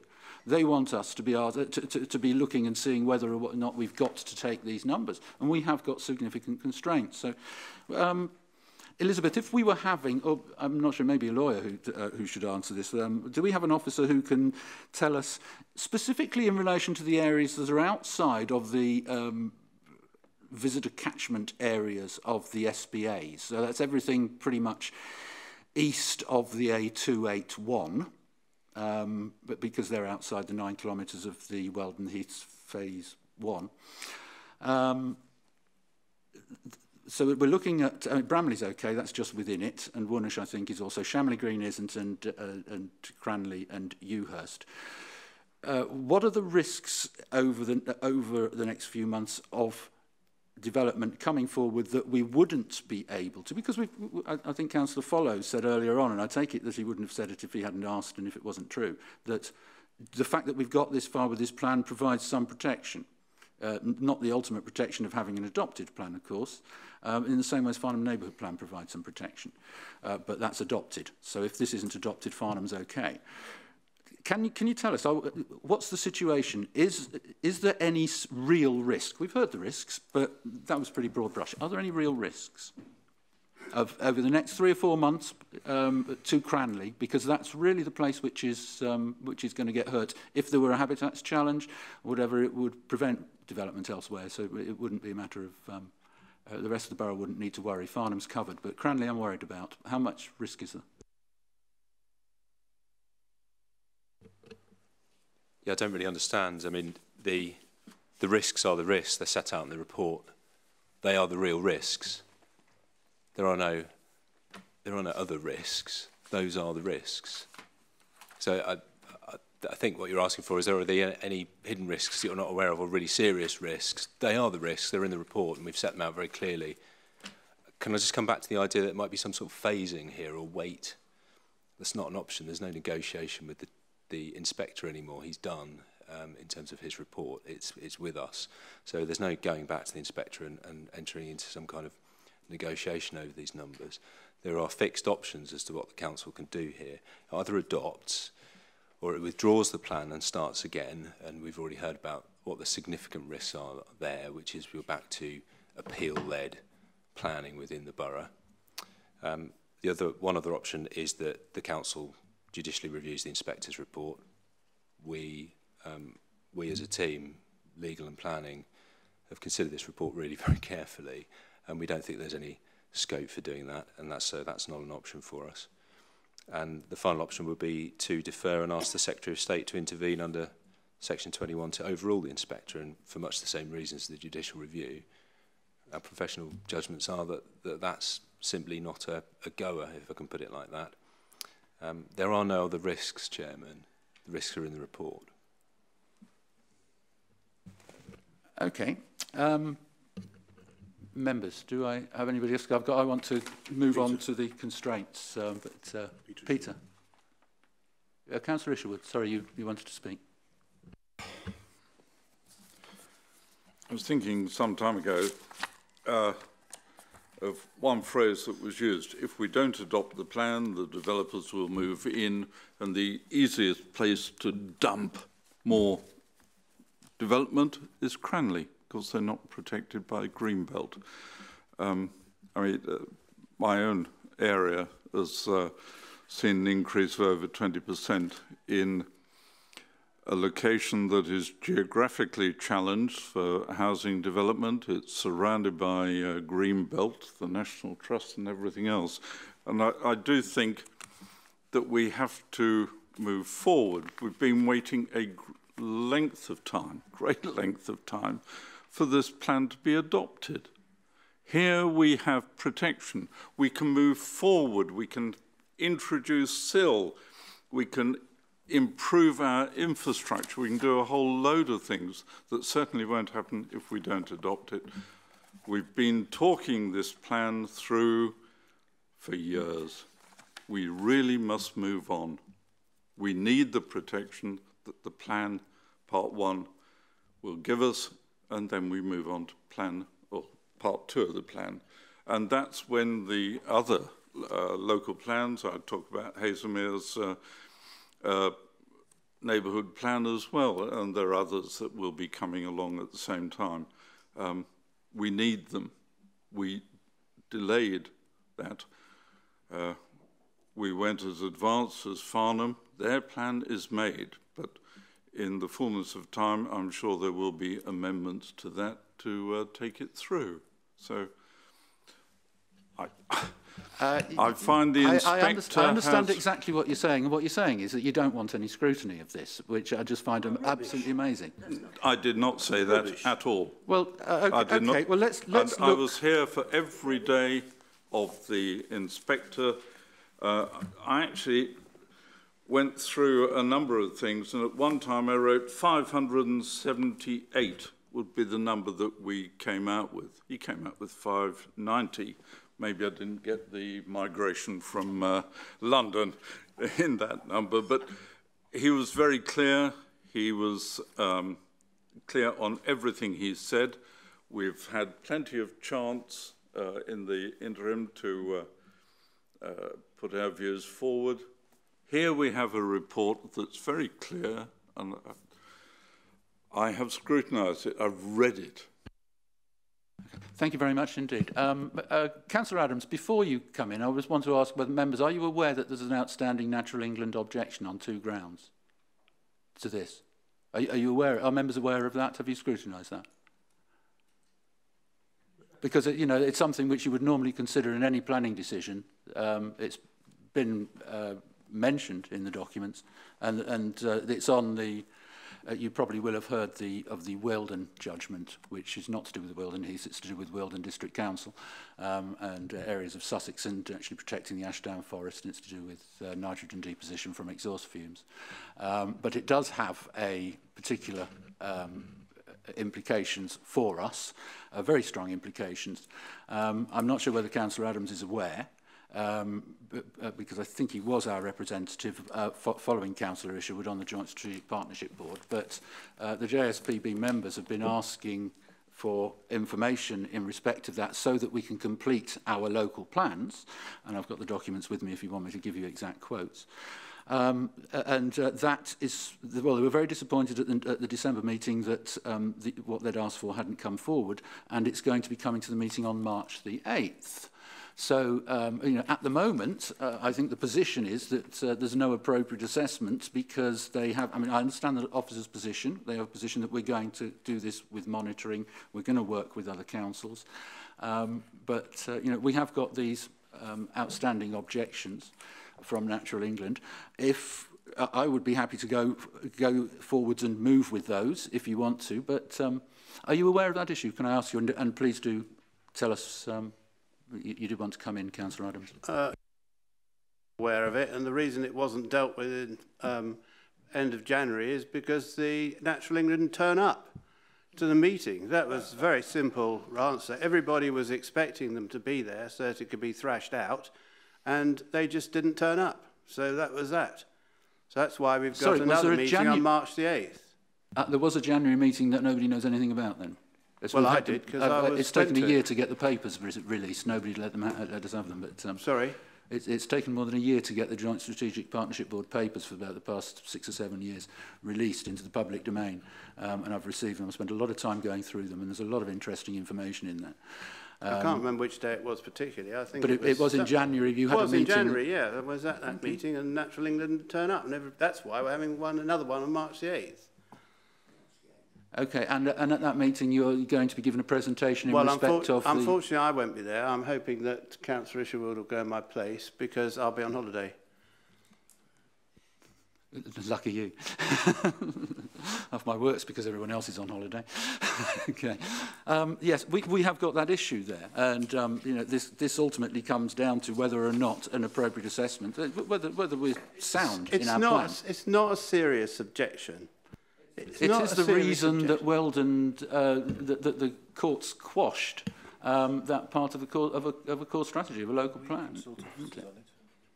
But it will be sorted out very quickly once National England turn up. If it was that easy, it would have been done so. I mean, we are, if you go through your JSPB papers, you'll confirm, I'm sure, that we still have no evidence that mitigation works. We can't produce an appropriate assessment, and we haven't got one. We'll get challenged. Chairman, and that's my concern here, and I think people are ignoring the fact that everybody is assuming that the mitigation is satisfactory, and that is not just us. I mean, it's every borough that is involved in the JSPB. So it's not. Sorry. Well, Chairman, I think Elizabeth's got a comment that might pull this particular aspect to a conclusion so that we can... Please do, yes, Elizabeth.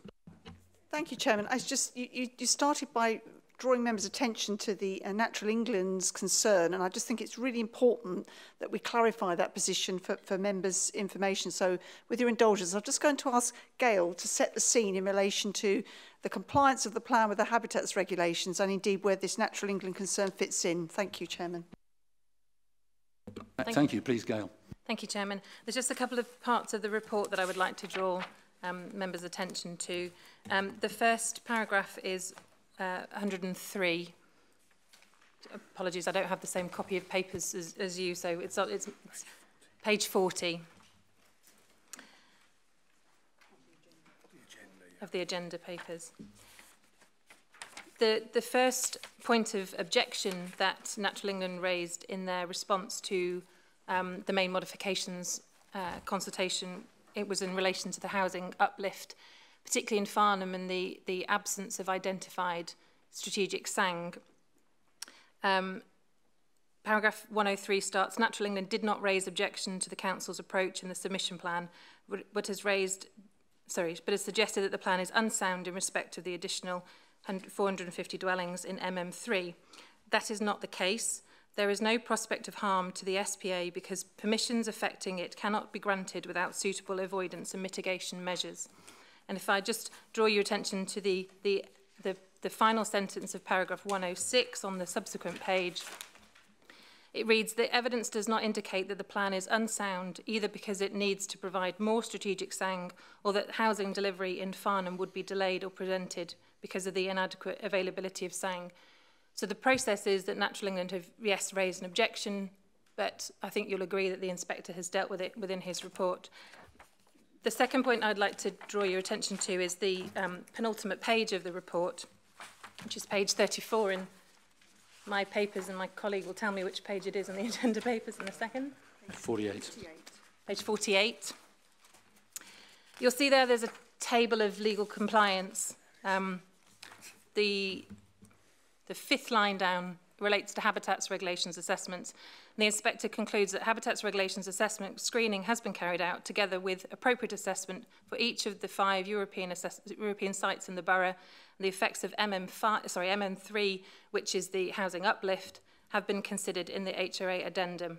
Therefore, he concludes that the plan and the modifications are legally sound. Thank you. Right, thank you very much. Yes, I mean, I'd noticed what he said there, and obviously the issue is whether or not it's true, because we're here to scrutinise it. He says appropriate assessment for each of the sites has been carried out, yeah? And HRA screening has been carried out. I was going to ask, what's the definition of a habitats regulation assessment, because it doesn't really exist in law or anything as far as I can see. It's obviously a name for an assessment for the English side of it, but I think you'll agree, I just want you to confirm that the overriding issue here is that the law requires that an appropriate assessment be carried out, because that's the Habitats Directive and it has direct effect. So if we don't even understand what HRAs are, the fact is what we have to do is carry out an appropriate assessment. That is correct, isn't it? And you're saying that we've done those? So an appropriate assessment is what the law refers to. A habitats regulation assessment is the first stage of an appropriate assessment where you would assess any likely significant effect that might occur on any SPA or SAC. If the likely significant effect is determined in that screening stage, you move to the appropriate assessment stage. And I'll refer you to a document, the Habitats Regulations Assessment document for local plan part 1, which has been updated with the housing uplift for the in the HRA addendum of last year. There is on page 35 an appropriate assessment for Thames Basin Heaths SPA. On page 42, there is an appropriate assessment for Wealdon Heaths Phase 1, and on page 52, there is an appropriate assessment for Wealdon Heaths Phase 2 SPA, none of which has been raised any objection to by Natural England. One of the objections that they have outstanding is that it can't be assessed. That's on the air quality side of it. But thanks very much for that, Gal. Now, as far as appropriate assessment is concerned, it's actually only got a very narrow definition. It isn't really defined by Europe anywhere except for in the law, is it? And what it says is that an appropriate assessment has to contain convincing Wadensey evidence from the Wadensey judgment C12702, and that it has to be against the conservation interests of the, and this is a point I've been making for quite some time. If when you're carrying out an assessment, obviously there's an element of it which is a risk assessment. What's the risk to the habitats? What's the risk to the endangered species we're trying to protect here? What's the purpose of the law? It's to prevent the harm to those species, to stop them being wiped out.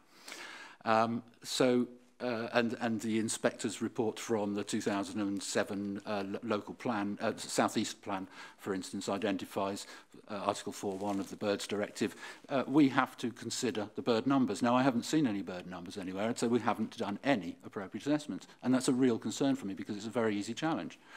There is also in those assessments, there is absolutely no assessment of whether SANGs are effective. And we know the JSPB have enormous difficulty with it. And I think you will have to confirm that the law requires convincing objective evidence that there'll be no. So can you just confirm we don't have the convincing objective evidence required by paragraphs 13 to 21 of the Statutory Instrument Circular 06-2005 that's referred to in paragraph 113 of the MPPF, its policy? It goes to whether this is sound or not. Because we do confirm that we do require convincing evidence. We do not have an appropriate assessment with bird numbers or with any assessment of the mitigation, because that is a real concern, and it applies to right across the borough. Almost all of the borough is protected by this directive, and a lot of people aren't even aware of it.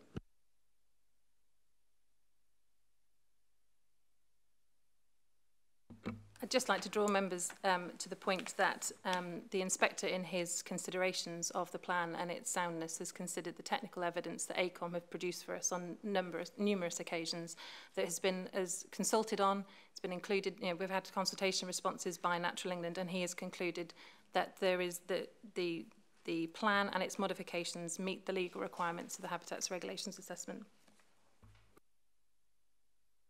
Okay, perhaps if I go to Daniel and say, can you confirm that the constraint is that we cannot adopt this lawfully unless we satisfy Circular 06-2005, the requirement for convincing objective evidence, and if we don't have an assessment with the bird numbers in so that we can see the risk we're taking, and if we don't have an assessment of the mitigation, then it would be very difficult for us to claim that we have conducted an assessment, because that's my position.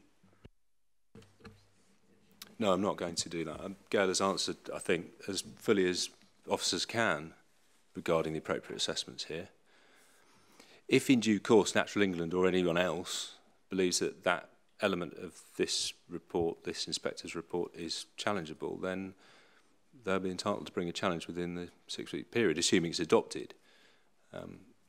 Gail's given the... We're not allowed to... Sorry. We're not allowed to do the... I mean, if it's the right thing, if it's obvious to us that we have to be convinced by scientific... Can I finish? I can read it out. Sorry, can I finish? Because that is... And we don't have it. Sorry, can I finish, Chairman? That is what I'm going to say, is that Gail has answered that question about the appropriate assessments.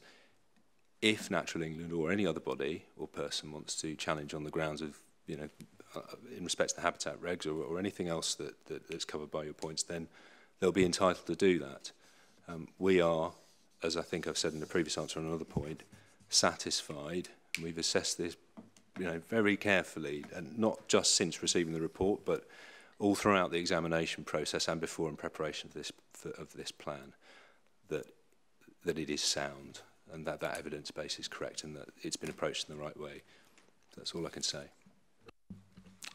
Okay, so it doesn't matter how many times I ask, have we got the convincing objective evidence, I won't get an answer to it.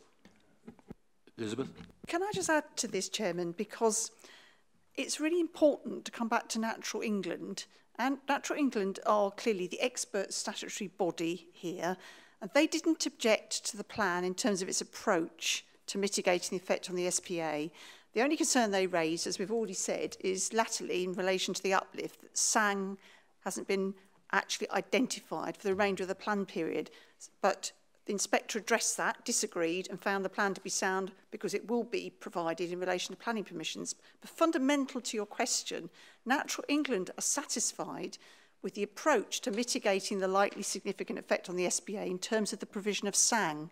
And I think that's the question you're asking, is how can we accept that form of mitigation without evidence? Well, in my view, Chairman, the determining authority on that as to whether that is a sound approach has to be Natural England as the statutory consultee. They are the arbiters as to whether or not, in planning terms, development can be mitigated against its impact on the SPA through various means. And SANG has been found to be an appropriate means and agreed by Natural England. And that is the salient point, that we can be confident the approach is sound because Natural England have agreed with that aspect of our strategy. Thank you. But we are the authority making the decision on Tuesday, and it's up to us to obey the law. It's not them, and the courts have found that. I mean, CO 604 case says CO 604. Natural England are not above the law, and it's our decision, not theirs. But I would add, Chairman, I think it would be highly inadvisable for a local planning authority to adopt a different decision on such an expert matter than the relevant statutory competent authority. No, sorry, we're the competent authority. Right. And so we're in a difficult position. I don't think there would be a valid reason for challenging the view. I absolutely agree, because we're in two positions, aren't we? We're saying that... Mr Chairman, can we move on, please? Yeah, Natural England object. So we will move on from that. I think the point's been made there, and I will take that up separately outside of this meeting. Graham would like to come in at this point, I think. Well, Chairman, I think if we're moving on, I don't, because what I was going to say was we set out at the beginning of the week with the briefings to ensure that members had the opportunity to ask questions. I think this is a very detailed legal line that you're taking officers down, and there was the opportunity following the briefings to take some of these matters up with the officers, and we've still got time before Tuesday. If any particular member has a specific point that they would like officers to look at, we can do that, and we made that offer at the briefing. So could I suggest that we reflect tomorrow as an officer team, and if there's anything that we feel we need to come back to you on that hasn't been resolved, then we will endeavour to do so. Absolutely right. You understand, we'll knock that direction on the head, but that was the reason our first local plan was failed. Well, the question was, where is the evidence? And we still can't answer that question. So that is my concern. Mary, you have indicated to speak. Thank you, Chairman, and forgive me for keep going on this evening, but like you, I'm very passionate about this, and I think you raised some valid points, and I think Graham is right, and there's an opportunity for you to take that offline and discuss it and get the answers that you need, that you can feed back to this committee in due course. But Chairman, forgive me, I like you a lot, but I do resent the fact that you said that there's no scrutiny. I've been on this council for a number of years where we've done nothing but scrutinise the local plan. And if I can take members back to 2013-14, we produced a local plan at the time that was fit for nothing. And we said at the time, some members argued in this chamber, in isolation, that it was not going to be found sound.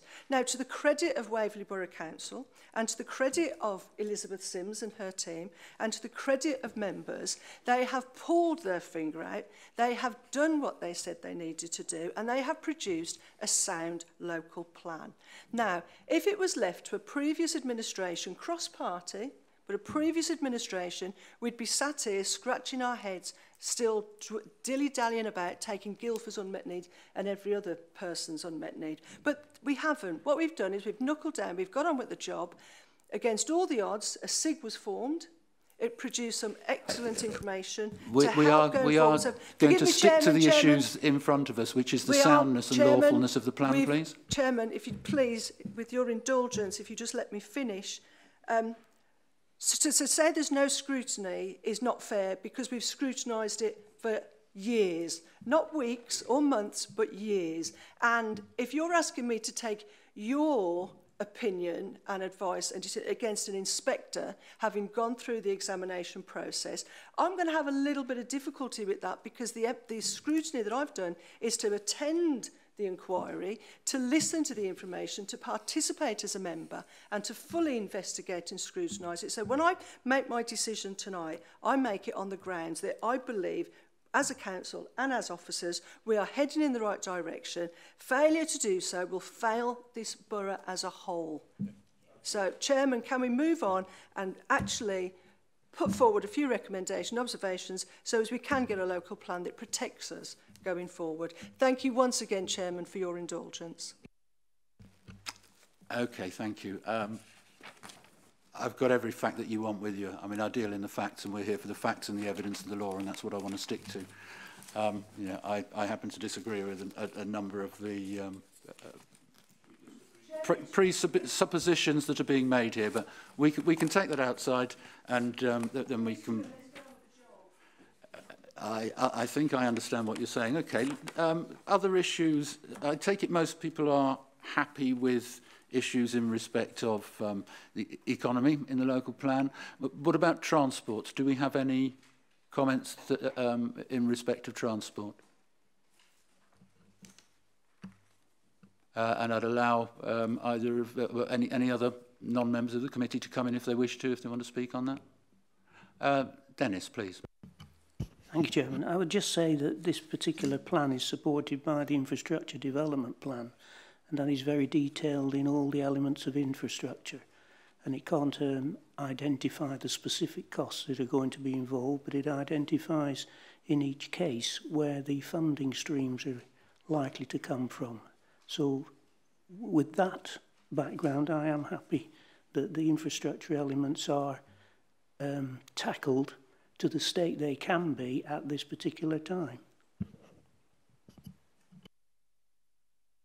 I mean, is currently all the different areas of the borough, are they happy with what's being done in terms of transport infrastructure, and that it is going to, if it's provided through SIL, that it's going to be satisfactory? Is there anything within the plan that is unsound as far as you're concerned?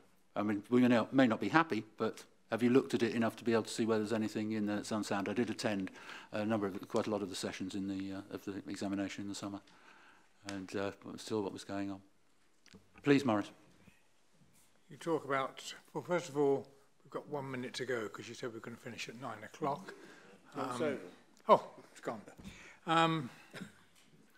Well, you're quite right. The eastern area members, parish councils, excluding Cranley, I believe, object strongly and continue to make representations because of poor infrastructure.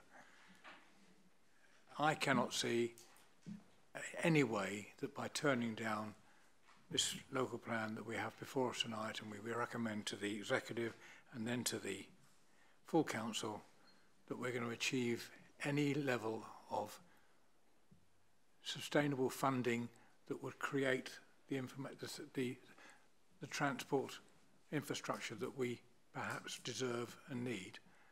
And therefore it's a pointless argument. We're beating our head against the brick wall, and there's nothing more to do. So you will find that the 11 parishes that supported and continue to support their objection to a range of different things, largely around Dunsfold Park, of course,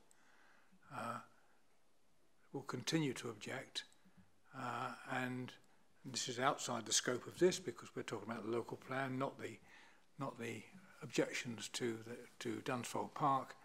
They're continuing with those objections, but the likelihood of us getting any level of decent extra funding towards transport infrastructure is the square root of something or other. Without the local plan, certainly. But the local plan will help towards it in a large way with SIL, but that level of SIL will still not support the level of money that would be required to provide a proper transport infrastructure for that area. Okay, we've just got a couple of things, I think, before we wrap up. I want to finally get an answer for Councillor Follows to his question in respect of the rationale putting development elsewhere, but not dumping it in Dunsfold, so to speak. But as far as Farnham is concerned in the transport issues, there is a concern that policy ST1, sustainable transport, point 7 of ST1, which is that development schemes are consistent with the objectives and actions within the Air Quality Action Plan. Our Air Quality Action Plan, unfortunately, isn't a plan to improve air quality, and so we have a tie-in. We have a difficulty there where this policy does not provide the protection that it would appear to provide, and I don't know whether that has been covered in the SEA. I'll have to look at that over the weekend, I guess. But a particular concern, which is in the MacDonald Phase 3 report, which you'll recall from summer 2016, which fed into the infrastructure delivery plan. That's on page 49 of the report, about 2/3 of the way down, with the proposals that they've got for Farnham, which are in this. It says in the PMP there's a similar situation with more delays to A31 and A325 town centre eastbound traffic. However, the increase in delays in the centre is much greater, with knock-on effects on the westbound traffic and A287 in both directions. So, there is a great concern that the infrastructure delivery plan makes air quality worse because it says it's going to. So, that has to be considered. There is certainly an element. I don't know whether that makes ST1 Part 7 unsound, because all it's doing is reflecting paragraph 124 of the MPPF, that development must be in accordance with the Air Quality Action Plan. But I think that it may well be a problem with, possibly with appropriate assessment and possibly with strategic environmental assessment, part of the sustainability assessment. I don't know whether you want to say anything on that, but I will take it up with you out of the meeting.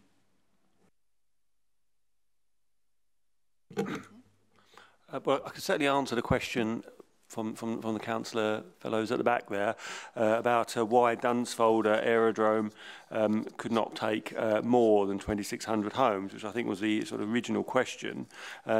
And I would refer you to page 7 on the yellow sheet, the agenda item 3. And this really is a question that was answered at the briefing sessions, which it's near the top of the page. So with regard to allocating the extra homes to Dunsfold, it had been a significant issue as to whether the 2,600 homes in the original allocation can be delivered in the local plan period to 2032. And whilst more homes might possibly be able to be delivered on the site in a subsequent plan period, the inspectors came to the view that it's not possible to put more homes there within the time frame of this plan, and therefore the impact on Farnham is regrettable, but it is a shared responsibility. So that was Elizabeth's answer earlier this week as to why more homes couldn't be placed on the site. Okay. Members, we're going to perhaps try and jot a few things down. What does that say, though? Brian Adams. It says Brian Adams. Okay, Brian.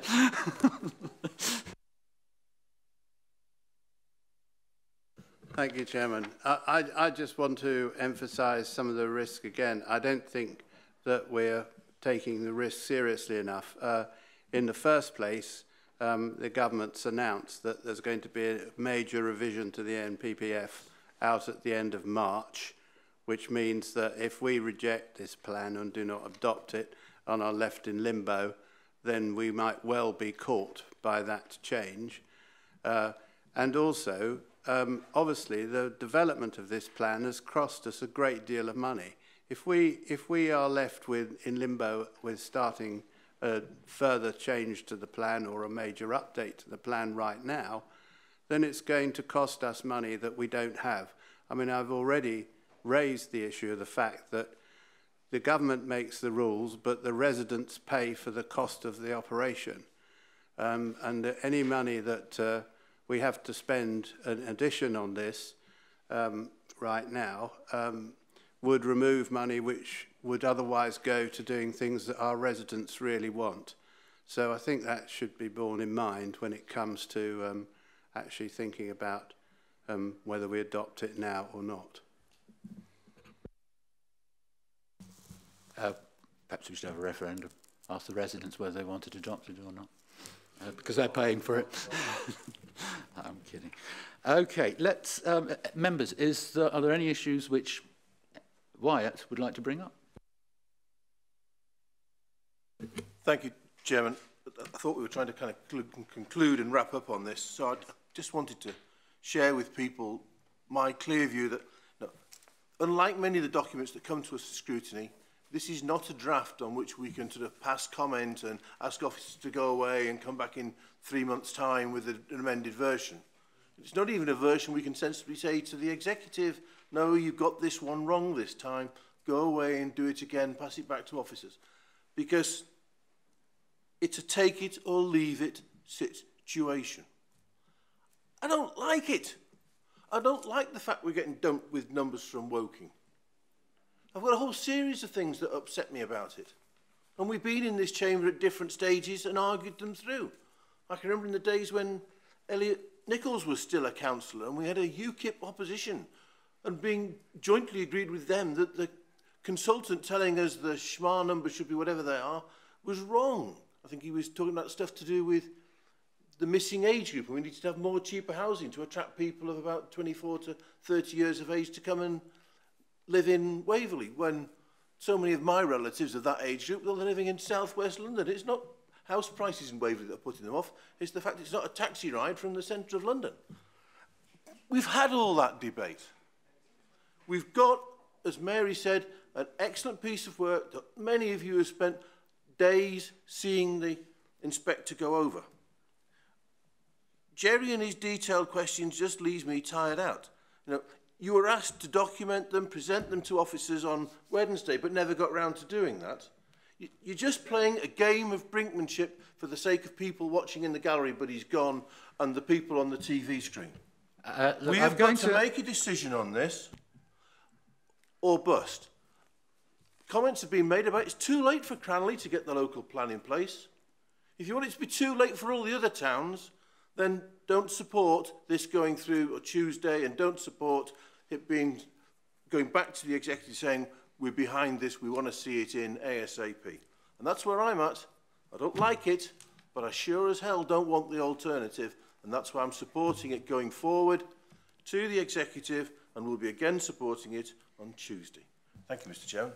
Thank you, but you do realise that I've been making these points and had been ignored in these points, although I was correct in 2006. Well, no, I was correct and I was proven correct. And if you'd like to go through all the other things, whether it's the housing, council housing sell-off and you know, all the other East Street issues and everything, we'll go through them if you wish, but this isn't a place for doing that. I think what we need to do is to come to an agreement, because that's what I was hoping we were going to be able to do. I don't think that members are going to agree with my points, so we're going to have to note separately, I think, the points that I would like to be made here are that the chairman of the Scrutiny Committee queries the soundness in respect of lack of an appropriate assessment,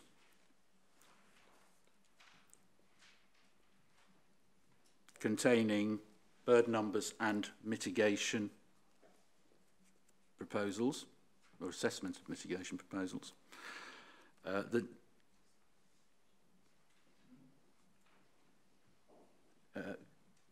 concern in relation to the outstanding Natural England objection, which is tied in because of the difficulty of assessing something if you haven't found the SANGs, or if you haven't assessed done the modelling for the air quality. And concerns in relation to the approach to air quality. Let's just leave it at that because it's such a wide issue with a number of things going on, and I don't want to get into the excuse me, Chairman, that's going on. And you talk members, about if you wish, because obviously you've got a different opinion. I wish to raise a question. You talked about a newspaper report. I haven't seen it. I've been doing other things today. I don't know what you were talking about on that. We had an assurance that the inspector had the right figures when the plan was drawn up. I don't believe everything are in the papers anyway. So could we remove that? I think it's based on a press release from Waverley that's come out today, and it's about police investigation into the air quality issues. That was yesterday. It wasn't in... Yeah. Can I just remind everyone that I think Chairman has accepted that he's in a minority of one and is simply wanting to document his concerns on the plan. I wished he'd done it on Wednesday lunchtime when he was asked to, but give him 4 minutes. The sooner the better. So let's get it down in writing, what his concerns are, and then members, the officers can take that away and maybe address it again on Tuesday. I'm fairly clear as to where the rest of us are going. So I've said my bit on that yet again. But Peter, thanks for the observations there. Well, we never did really come back to the answer. I think I've sort of tried to cover it in the questions, which I know have been fairly detailed, but it's proved the point that we don't have the mitigation as far as I'm concerned, so I'm happy with stopping at that.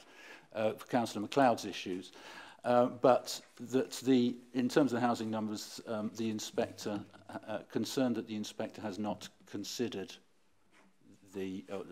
hasn't provided evidence to support his consideration that Waverley should take half of the unmet need of Woking.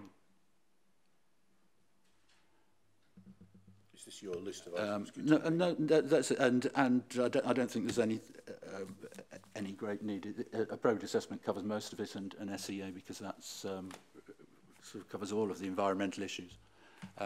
But the committee recognises that there are advantages to adopting the local plan. The majority felt, I don't know, how would you want to put it? You said it rather well, I thought earlier. I didn't agree with you, but you said it quite well. I think the committee feel that on balance, despite concerns as to how we got here, we should be fully in support of the local plan as drafted, both in our response to the executive and our response to our colleagues at council on Tuesday.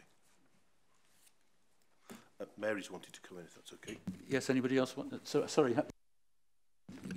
give Fiona a chance to make sure she's... Yeah, that's all right. And Mary. Yeah. Sorry, Chairman. Just one final comment, and thank you for allowing me to come back on so many occasions this evening. Chairman, members, nobody loathes more than I do what happened to Cranley. Nobody does. We fought long and hard in this chamber at the JPCs to try and defend Cranley. And we lost because most of them were won at appeal. But whatever's happened in the past, an inspector has found a plan to be sound. But one of the big advantages of actually accepting and adopting the local plan is that we now have an opportunity to shape it going forward. So even with the development that's there, even with the constraints and the restrictions, we now have a position to take some control over what happens in the future. So, Chairman, it gets my full support because without it, I think it doesn't bear thinking about. But we are where we're at. No one says we like it, but we've got it, and we can't dispute the fact that it's been found sound. Thank you, Chairman. That's my final word of the evening. Are there any further succinct words that any of you, the committee, wish to add in support of the executive's recommendation? But these will be presumably read out at the meeting on Tuesday at the executive and then at the council meeting again. If there's anything specific that you want to say?